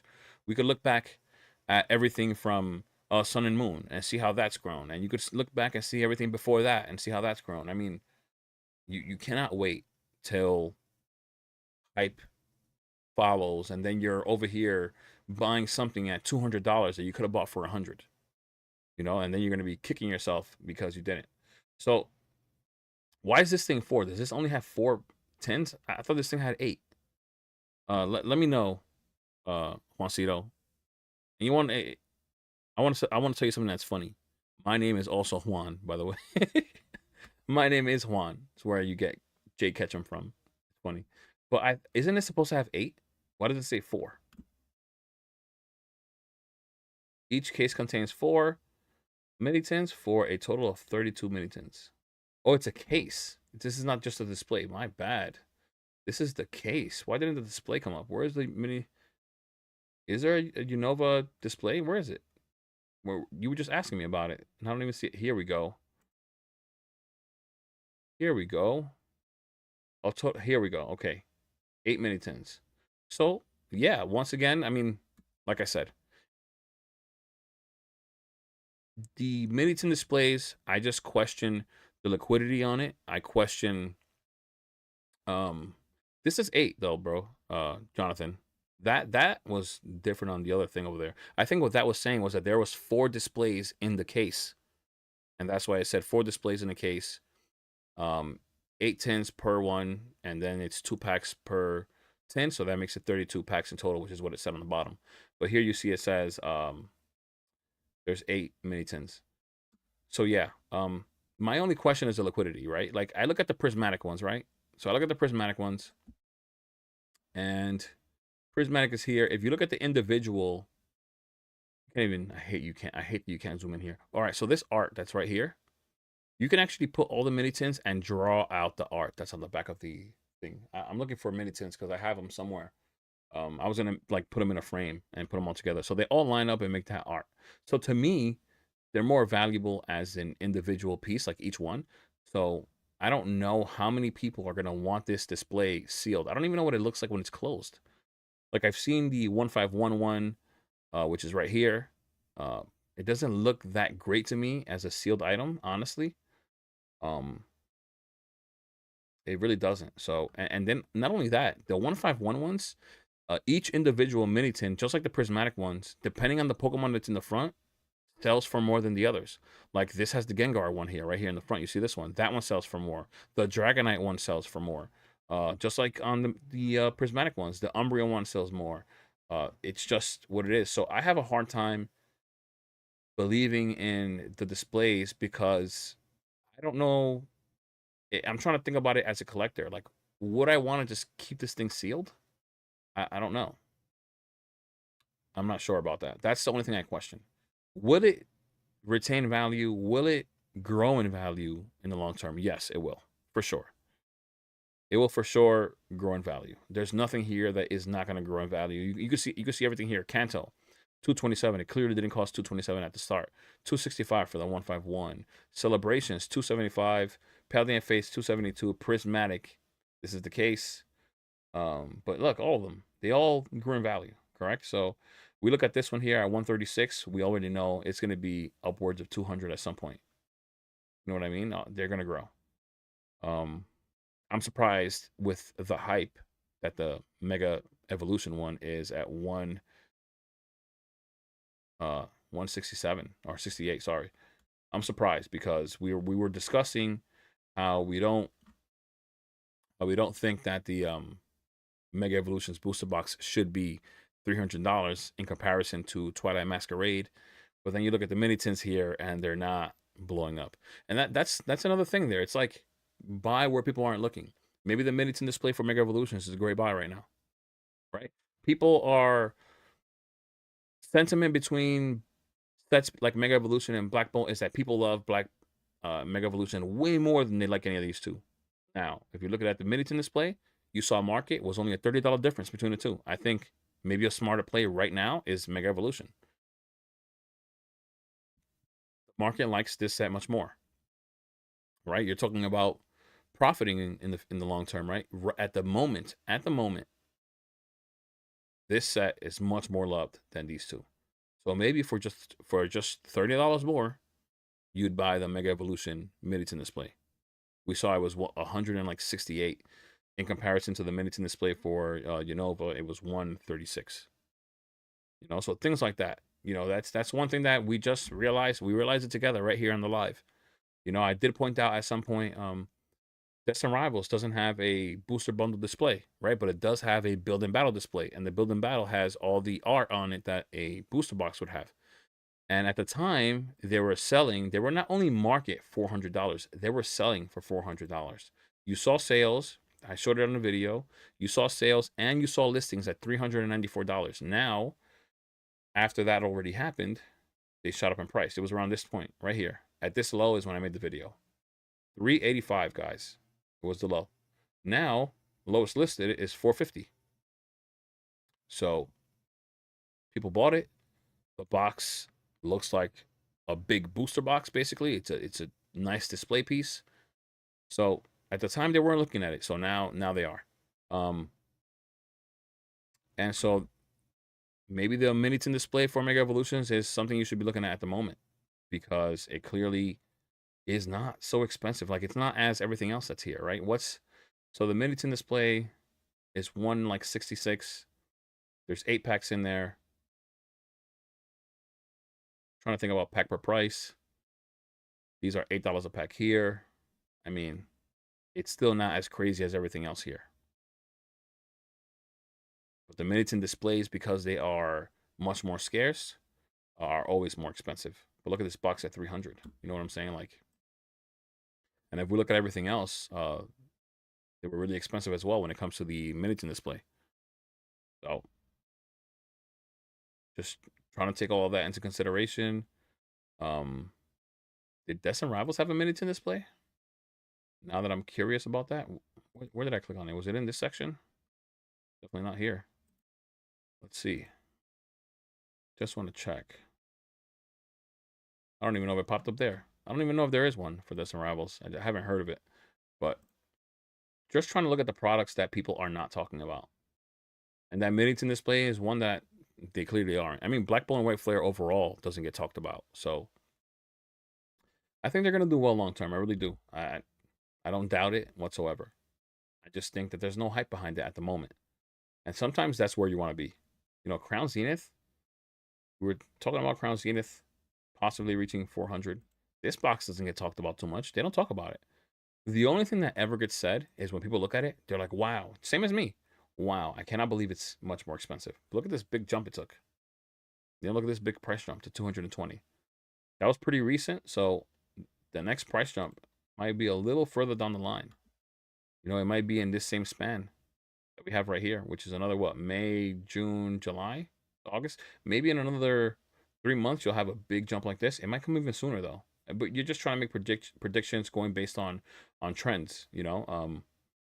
Sometimes the chart makes the same amount of leaps over and over with the same gaps.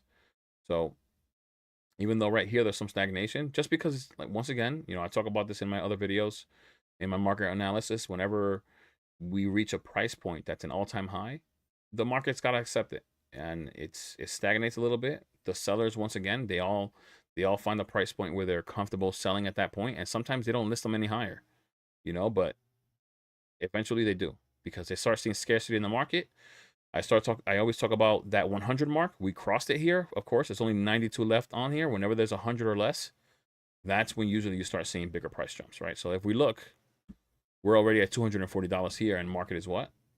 226. So Crown Zenith will start climbing really, really soon.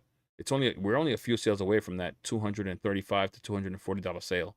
All right, if we go into the second page, what do we have? 250, 255, 260, 265. Yeah, very, very soon. You know, they sell 10 boxes. We're at 250, guys. 250 for a Crown Zenith ETB, even though it's at 220 right now. It definitely has a very bright future ahead of it. And it will start climbing again real soon. Sometimes it just takes time, but once it crosses that 100 mark, I always point out that 100 mark. I don't know why, but for some reason, it doesn't matter what it is. Usually these booster boxes, they cross the 100 mark, and it just starts soaring from there. If you look at all these other boxes that have like 300, they're not really doing that. But it happens with those at that 100 mark for some reason. But it should already be, honestly, for what Crown Zenith is, for everything that it has in it, right? Somebody said that Black Bull and White Flare was Crown Zenith 2.0. I mean, it's similar to Crown Zenith in the sense that it has. Oh, this is not the trainer gallery section, even though this Pikachu is amazing. It is not exactly Crown Zenith 2.0 because it just doesn't have favorable Pokemon that have a huge amount of popularity behind it. But this is an amazing card right here, the Secret. I have like 2 or 3 of these that I pulled myself. Even this Charizard climbed a little bit, but what this set has, when it comes like that trainer gallery, oh my goodness. Like, there's so many good Pokemon in there. And this is why this set's going to do so good. Like, it's just going to do so well long term. Giratina being the main chase here with that Mewtwo right next to it. It's an amazing card. One of my younger nephews, he's 13 years old, has this. My brother's son has this Giratina. I'm so jealous because I don't have it. Whatever. Um, this Mewtwo's amazing as well. I don't have the Mewtwo, but I do have the Charizard, which I had this card right here. But yeah, this set is so crazy. I have the Arceus, I've got the Palkia, I have all three of these. I have the Leafeon, I have this Glaceon, I got the Darkrai. I don't have the Suicune. But look at this, guys. Like, Crown Zenith, I mean, Black Ball and White Flare is a good set. It's got so many good illustrations, but this thing is just top tier. Mewtwo, all-time favorite Pokemon of like almost anyone. Giratina is another one that became all-time favorite. Arceus is supposed to be the god of all Pokemon. Palkia and Dialga have a decent following. Leafeon, great following. It's an evolution. Same thing with Glaceon. A lot of people love Darkrai. The three legendary dogs are amazing across the board right here. Great art. People love the dogs as well. I love the dogs. Mew. People love Mew. Deoxys. Like, this set is so stacked by Pokemon that have huge fan bases. And that's what makes the difference between this and Black Bull and White Flare. But Black Flare, like I said, Black Flare and Black Bull and White Flare are going to be great. I think so. I think the illustrations are going to carry. It's a lot of illustrations. But this set should be much more valuable than whatever it is right now. I bought this Latias here that it's like a perfect 10 for like $11 like 3 months ago. I need to grade it. I don't know what it's doing right now at a 10, but this card is beautiful. It's a great Pokemon. People love it. It's a huge fan base as well. It's such a nice card. Such a nice card. The Lapras is very similar to that art as well. Another very nice card. I mean, this set is so good, man. This is such a good set. I don't like the Zacian so much. I don't like the Simisear so much, even though it's grown in value. I don't really like them. I like the Cynthia's Ambition better than those, if I'm being honest. This Zorora VMAX, even though I'm not a Zorora fan, is really nice. This set was just so well done. It's almost like they overdid it. You know, but who's going to complain about good art in a set, right? But it's almost like they overdid it. And it just continues. Like, just art all over the place continues. Like, this thing's not even loading up properly. But look at that. It's just, I don't know, man. It's a great set. This set long term is going to do really well. It's right now it's pretty affordable still for where we are. Like, I can't believe that even in this hype period, it's this affordable. I can't believe it. Crown Zenith is still really underrated right now. Everything else, for the most part, isn't underrated, in my opinion. I hate hearing people say undervalued. Undervalued this. It's not undervalued. It's in comparison to something else, it may be undervalued, but in reality, it's not. Everything is like 300% to 500% increased from whatever it was last year. And there's no such thing as undervalued. Everything is going crazy. You know, like, it really is.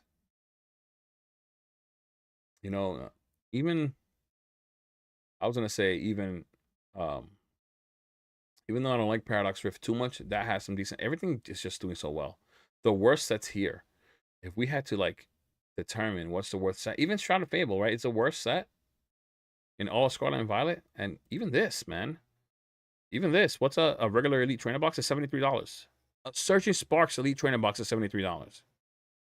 It's the same price as a Surging Sparks Elite Trainer box, and I know that it clearly got reprinted, and there's a bunch of boxes out there, so it's that's why it's so low. But look, 74. It's been climbing slowly and steadily, but it's climbing. It's back up to 74 now because it was below 70. But Shrouded Fable is still like this hype. It's just everything has gone up. That's where you got to be careful, especially with singles. Like, I'm not saying you can't make money on singles, but you got to be careful with singles. Write the case, which is what I have, which is I would love to sell for like $800 if I could. That would be insane because I didn't think that would reach that price till 5 years from now. But there are sales at 672, right? And I paid MSRP from Pokemon Center, so I paid 240.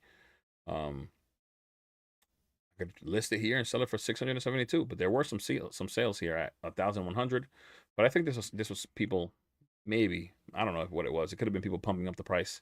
Nostalgianomics also did bring this up, giving it some hype. But before that, it wasn't selling for as much, for sure. But 900, 1,000, 1,000. I wish I had it listed at the time.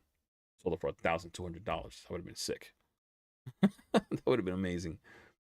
But even a set like this is doing well. You know what I mean? Like, nobody thought that this box at all would do anything like what it's doing right now. Even the singles, right? I mean, there are some singles here that I do think are good.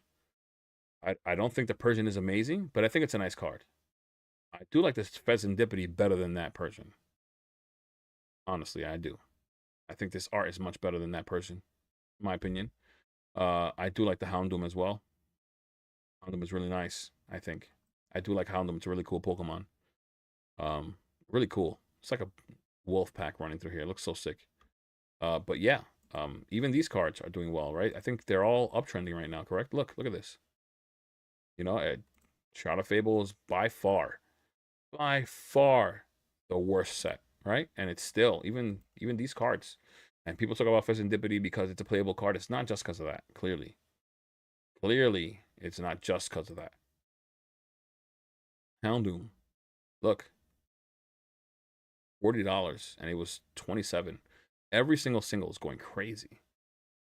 Even this is probably doing something. Watch, Duskull, look, so crazy. Everything that's why if you're gonna buy a single for some kind of investment purpose, make sure you have a short-term plan for it to unload it somehow. You know, I think that's just being smart.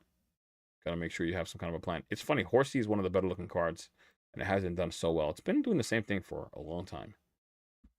It's definitely one of the better looking cards, and it's still all the way down here. Should be above the Duskull, the Dusclops, and this Dusknoir, to be honest, but it's not. Oddly enough, it's not. Yo, JB, thanks again for the donation, brother. I appreciate it, man. Have a good night as well, brother. It is getting late. I'm just realizing it is going to be 12 o'clock, so I will be ending the stream soon. I've been on here for like 3 hours. But it's been fun, man. I love chatting with you guys. It's been fun. I love it. I just have to find the time to do more lives in between my videos, or maybe on the same day of my videos, because I try to split the time evenly, and I try to be fair with my fiance and give her the time, give her my time, because you know that's what it takes. You know, you got a relationship, so I gotta try to work around work. I gotta try to work around my videos to then get a live going, and then give time to my private life, my personal life as well. So it's definitely not easy, but it's fun. I love doing these things. Like I love going live. And I'm so happy that I did it again today. I will be back hopefully next weekend. So if you're around, JB, come by. Of course, you're always welcome, like everybody else. Thank you so much, man. I appreciate it. Really grateful. Thank you. But yeah, I think I will be ending the stream like really soon. Wow, now that he mentioned that he was taking off, I'm now looking at the time. Oh my goodness. Oh my goodness. What do you think of the Enhanced Journey Together booster box? I was talking about it before. I think it's going to do really well. It's people are going to wait. People are going to wait till it's too late. But then again, so there's a few things, right? First off, people are talking Journey Together down, right? They're talking bad about it, so people don't think to buy it, and so they don't buy it. And then the other day, Nostalgianomics talked it up. He said it was undervalued, and he thinks it was underrated, and he was talking about how the bad things being said about it weren't merited. It just didn't make sense. So after he said that, even though I will say this, it was already on an uptrend. It's ever since it hit that low of 200 after it came out, it's been on an uptrend since June. Sorry, end of May. So with the 3 month, it doesn't even reach there. July, but it's fine. It's been on an uptrend this whole time. But he talked it up, and he gave it a little bit of a push. But it's been on an uptrend this whole time, and I've been watching it because I have turned together booster boxes. I think this set will do really well long term, but I think that people have fear of reprints, which it's a very real thing. It makes sense. You can't blame anyone for thinking that there's going to be a reprint because it's very possible. And it may get more affordable, but at the moment, just like Destined Rivals, we haven't seen a booster box reprint. So at the moment, it's going to keep rising.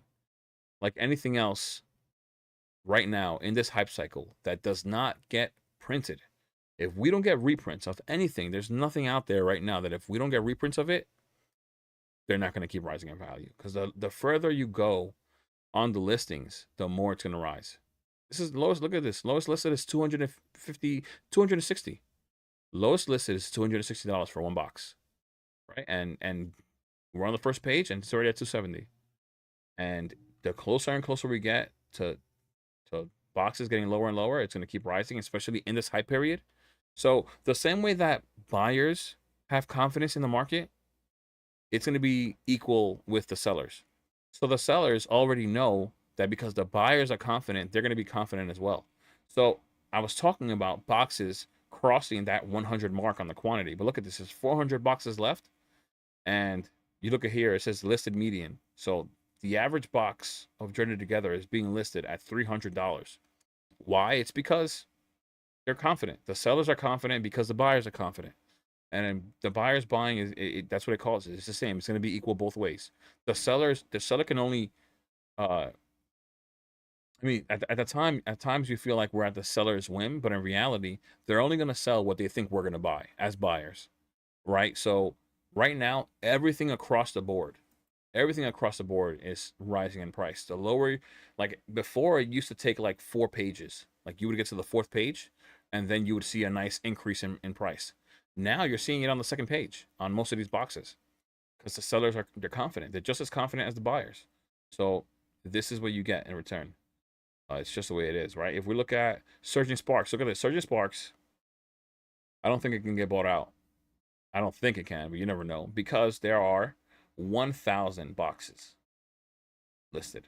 But the listed median is 340. Now, the moment we start seeing like it's been rising as of late for sure. It went up from like 250 to 300 in like the last week or whatever it was. Where we at? Look right here, and then we went up to here. So in about a week, we rose from 250 to 300. Now, it's well merited only because it's the second best box, in my opinion. It is the second best box in the Scarlet and Violet era, and it should be behind Destined Rivals, and it's not. I mean, now it looks like it is, right? It just surpassed Twilight Masquerade, and I'm not including Paldea Evolved because Paldea Evolved is much older and it's rotating out. So that's the only reason why I'm not comparing it to Paldea Evolved. But this box should be where it's at. But even though as we keep going down the listings, you start seeing it already starts rising. 311, 312. The sellers are just as confident as the buyers. So they don't feel like it's a risk, or they're gonna have to wait so long to sell these products when they list them above market.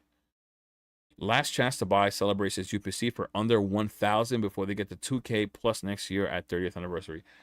Yeah, actually, one thing I haven't spoken about today was Celebrations. And Celebrations, even the regular Elite Trainer Box, gave us a entry point. It gave us an entry point at some point here, and I pointed it out in my market analysis. It took a dip right here. It gave us an entry point at 230, and I said that it would rise again. That's all it is. People, it's a correction. You can call it a correction. Nothing is crashing or going down. It was just an entry point. It was just a more affordable point to enter before it rose again, and it did. And it's going to continue rising, heading towards the 30th anniversary. Maybe it'll have a little more organic growth now that it's getting more expensive. It'll be harder to pull the trigger, but it will. It will go up. The Pokemon Center ETB as well. Really expensive at $400. But you see, once again, it reached that new high, and the market has to accept it. And the sellers clearly are comfortable selling at this price, is why it's selling so many at that. But at a certain point, it will start rising again. Even this one. It's a cool looking box. This is really nice, actually. Really nice. The UPC, is it listed here, though? I don't think the Celebrations UPC is listed here, so let's just look for it. Right? I don't think it's here. Celebrations UPC, it's not even here. Oh my god. Why do I have to really... Let's just look it up like this. There you go. Here we go. $918. Yeah, I mean, another great product. It's got all the metal cards in it. I think I remember hearing that. Did PSA stop grading metal cards? I think I did hear that because I was gonna grade my metal Pikachu. It looks amazing. It looks like so well centered. I think I heard somewhere that they stopped grading metal cards, which would be like it would suck because I really wanted to grade that Pikachu. And that's just going to make all those metal cards even more expensive, more valuable. But yeah, this thing is another thing. It's just like all the other UPCs. You know, they're really scarce. They're amazing products. Look at this. How many sales? Maybe like somewhere like in between 10 to 15 sales before we hit $1,000 as lowest listed. Yeah, this is going to be expensive next year. It's going to be much more expensive than whatever we're doing right now. Yeah, celebrations is it's what's anticipated. I remember making a video in like I think it was like March. I made a video in March talking about the next best play, and it was celebrations. And of course, my channel was much smaller back then. I'm small now, but it was much smaller back then. And I hope some people whoever saw the video listened, because at that time ETBs were like $130. Just ETBs alone were 130. You know, so you just hope sometimes people listen. You try to reach out, try to help out. I mean, I don't hide plays. I can't buy it all. I say this all the time. I cannot buy it all. Look at this thing. This thing. What was this thing in March? Right here. Look. Told you 130. Just because I know, because I made the video. Yeah, it's funny that I remember that far back, but I know I made the video and it was like $130. And look at it now. It's almost double. And next year it's probably going to be like $400. Honestly. I can buy it for 235 from Zard Cards. Is that a good price? Lower the market? What are you talking about exactly? Uh, what exactly do you see on Zard Cards? Are you talking about this right here, this ETB?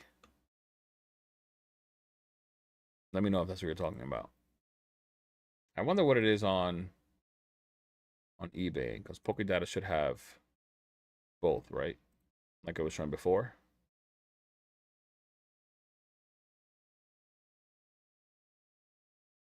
Right, where's celebrations? Celebrations, classic collection, celebrations, sealed. So in comparison to eBay, as I always tell you guys to look on both, yeah, it is $20 on the market. That's where I would go. That's exactly where I would go. If that's the enhanced journey together, you can get it for 235. Well, that's where it was a week ago. I mean, you're not gonna get it any better than that, honestly, unless you look on eBay. eBay is the only place you can find it at a better price. Just don't only look at one place. You know, if you looked at TCG Player and you were willing to look at Zard Cards, look everywhere else.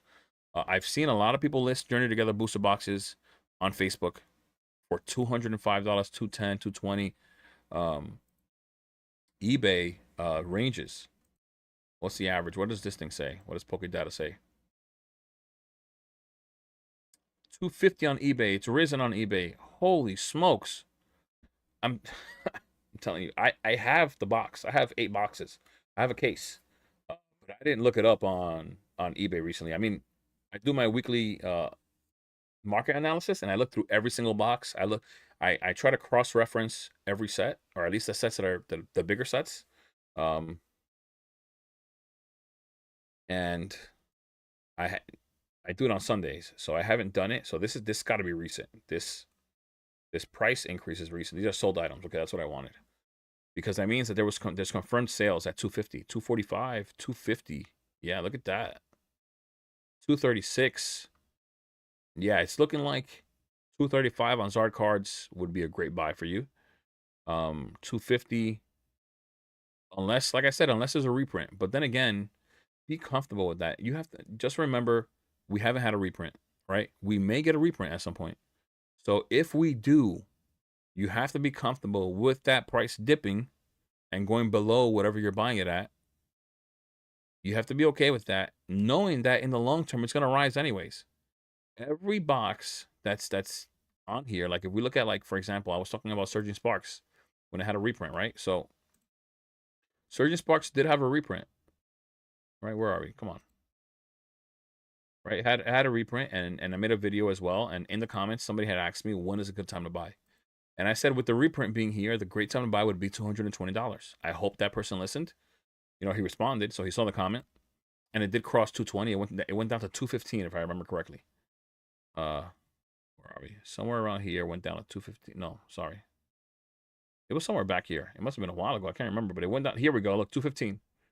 So at this point, somebody asked me about when it would be a good time. I said 215, right? You could have bought this box here at 250, right? And then got the reprint and been upset that I went down to 215. But in reality, look at where we're at now. We're at $300, right? And Journey Together hasn't had this. It hasn't had this time in the market yet. You know, so it's gonna dip. It will dip when it gets reprinted.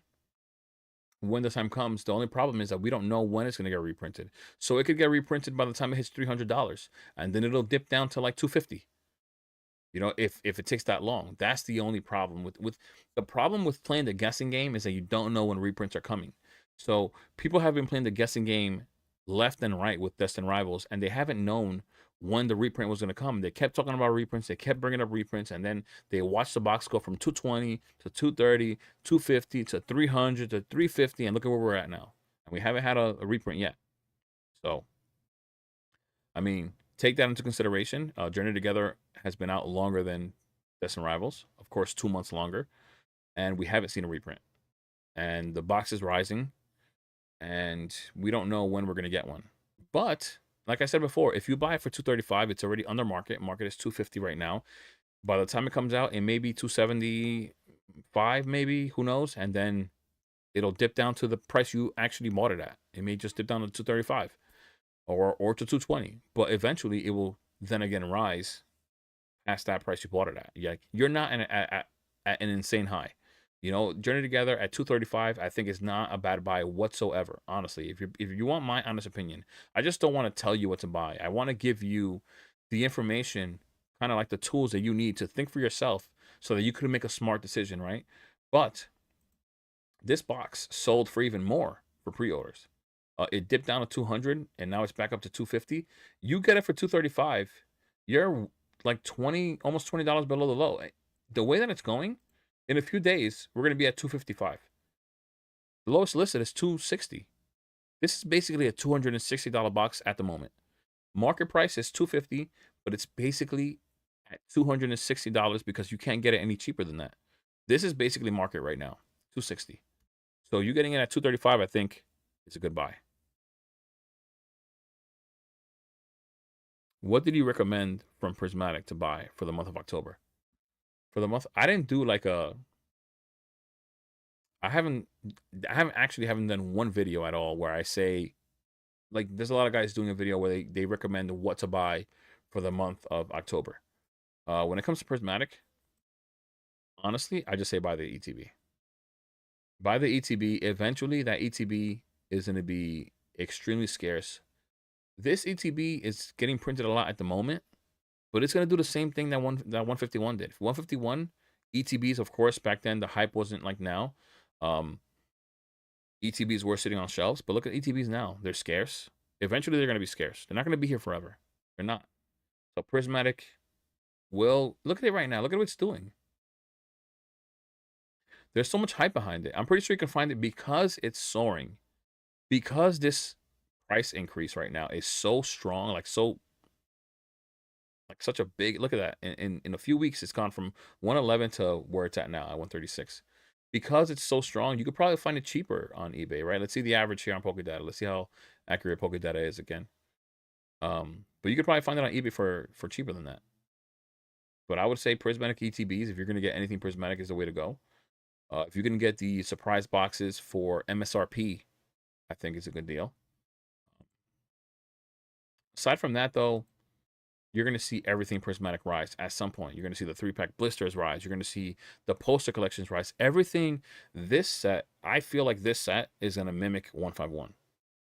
It may not be exactly the same, but it's going to follow it. It's going to follow it with every single product, whether it be booster bundles that are already $63, 3-pack blisters. What are the 3-pack blisters on here for?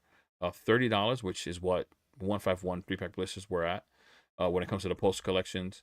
But if we look at the ETB, like I was saying, right?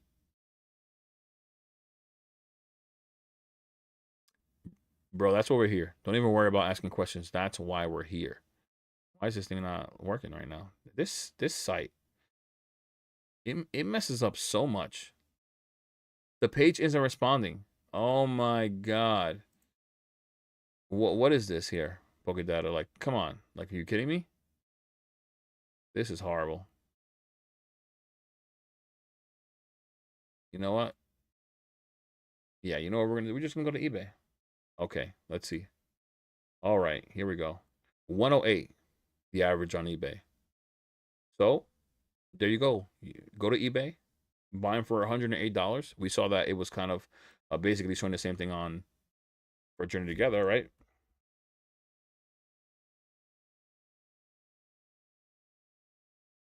Sold listings. These are Pokemon Center.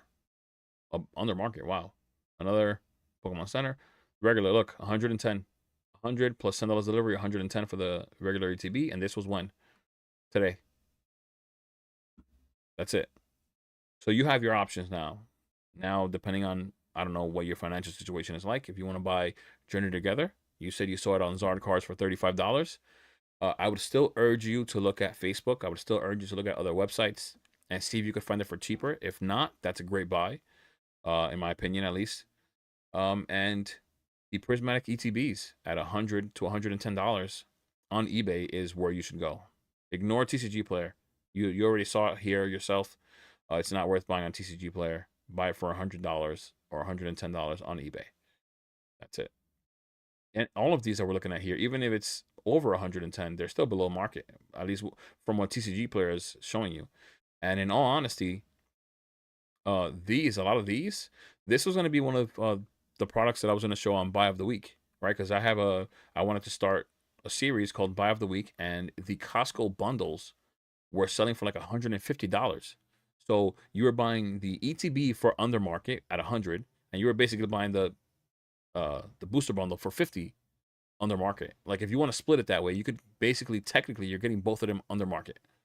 And that's what they were selling for at the time. But then it just started skyrocketing a little more, and they started selling for like 170, like this one is. Look, 170 again. So, but yeah, man, you can find them here. If you're gonna go on eBay though, just be patient because there are different listings all the time. You know, you could wait till tomorrow morning, refresh tomorrow morning, look it up tomorrow morning, and see something much more affordable. I'm not saying that it's a good deal because I think Prismatic, like I said, I think it's gonna mirror 151. So I think that there's gonna be a lot more opportunities to buy the booster bundle. The only problem is that they're getting bought up like crazy. But I think you're gonna have opportunities to buy the booster bundle at MSRP. Eventually, they're gonna stop printing that ETB. The ETB is just even more costly for Pokemon to print it. You got more product in there. You got the sleeves. You got the dice. You got the box itself. It's just more. You got the promo in there. Eventually, they're not gonna print the ETB anymore. So what they're gonna be leaning towards are those 3-pack poster collections and booster bundles. So you will have opportunities at MSRP. I'm just saying, buying that Costco deal at like $140 to $150 at the time was a good deal, but it's no longer there. That was what I was trying to point out at the time. No longer there. But if we get off the sold listings, because people buy them. Once people see Prismatic ETBs at $100, they buy them right away. So look, this is 145, 130. Look right here, 110. But it says damaged. So okay, you can ignore that one. 130, 130. You see, it's rising. 180. This was at like 150 when I wanted to show it in a video, but it's too late now. But you look at things. You look at even this auction right here with 8 hours left. You know, maybe you get lucky tomorrow morning. You could buy that. Um, but yeah, TCG Player is not the place I would usually buy because it's just more expensive on there at all times. You know, so but I would look at all different places and then make your choice. Turn it together at 235 though. I think would be good from Zard Cards, like you said. But you might find it at a better price from Facebook. But yeah, when it comes to that booster bundle, Prismatic is great to have long term. Um, Even at $50, it's going to be worth it, or 65 long term. It will be worth it. You just have to wait. But if you want to get a better entry point when it comes to like MSRP, they will print out more booster bundles. There's no way they're not going to print out. They're going to stop the ETBs are going to stop them. It's much simpler for them to print out this little box and just put packs in it.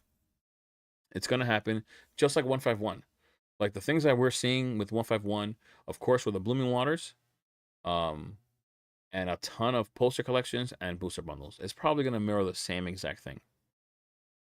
If I had to guess, that's what I'd bet on right there. The booster bundles being at MSRP somewhere. They're probably going to have more Walmart drops in the future, just like they had the 151 ones. And that's just what I think, honestly. I think 165 is not necessarily a great deal for the booster bundles because I don't think they're going to stop printing those anytime soon, honestly. All right, guys. So it is now 12:20. I think it's time that I end the stream. I've been on this live stream for 3 hours, guys. But guys, do not forget, like the stream. Please like the stream. It all helps out, guys. And if you haven't subscribed, subscribe, man. I make videos all the time.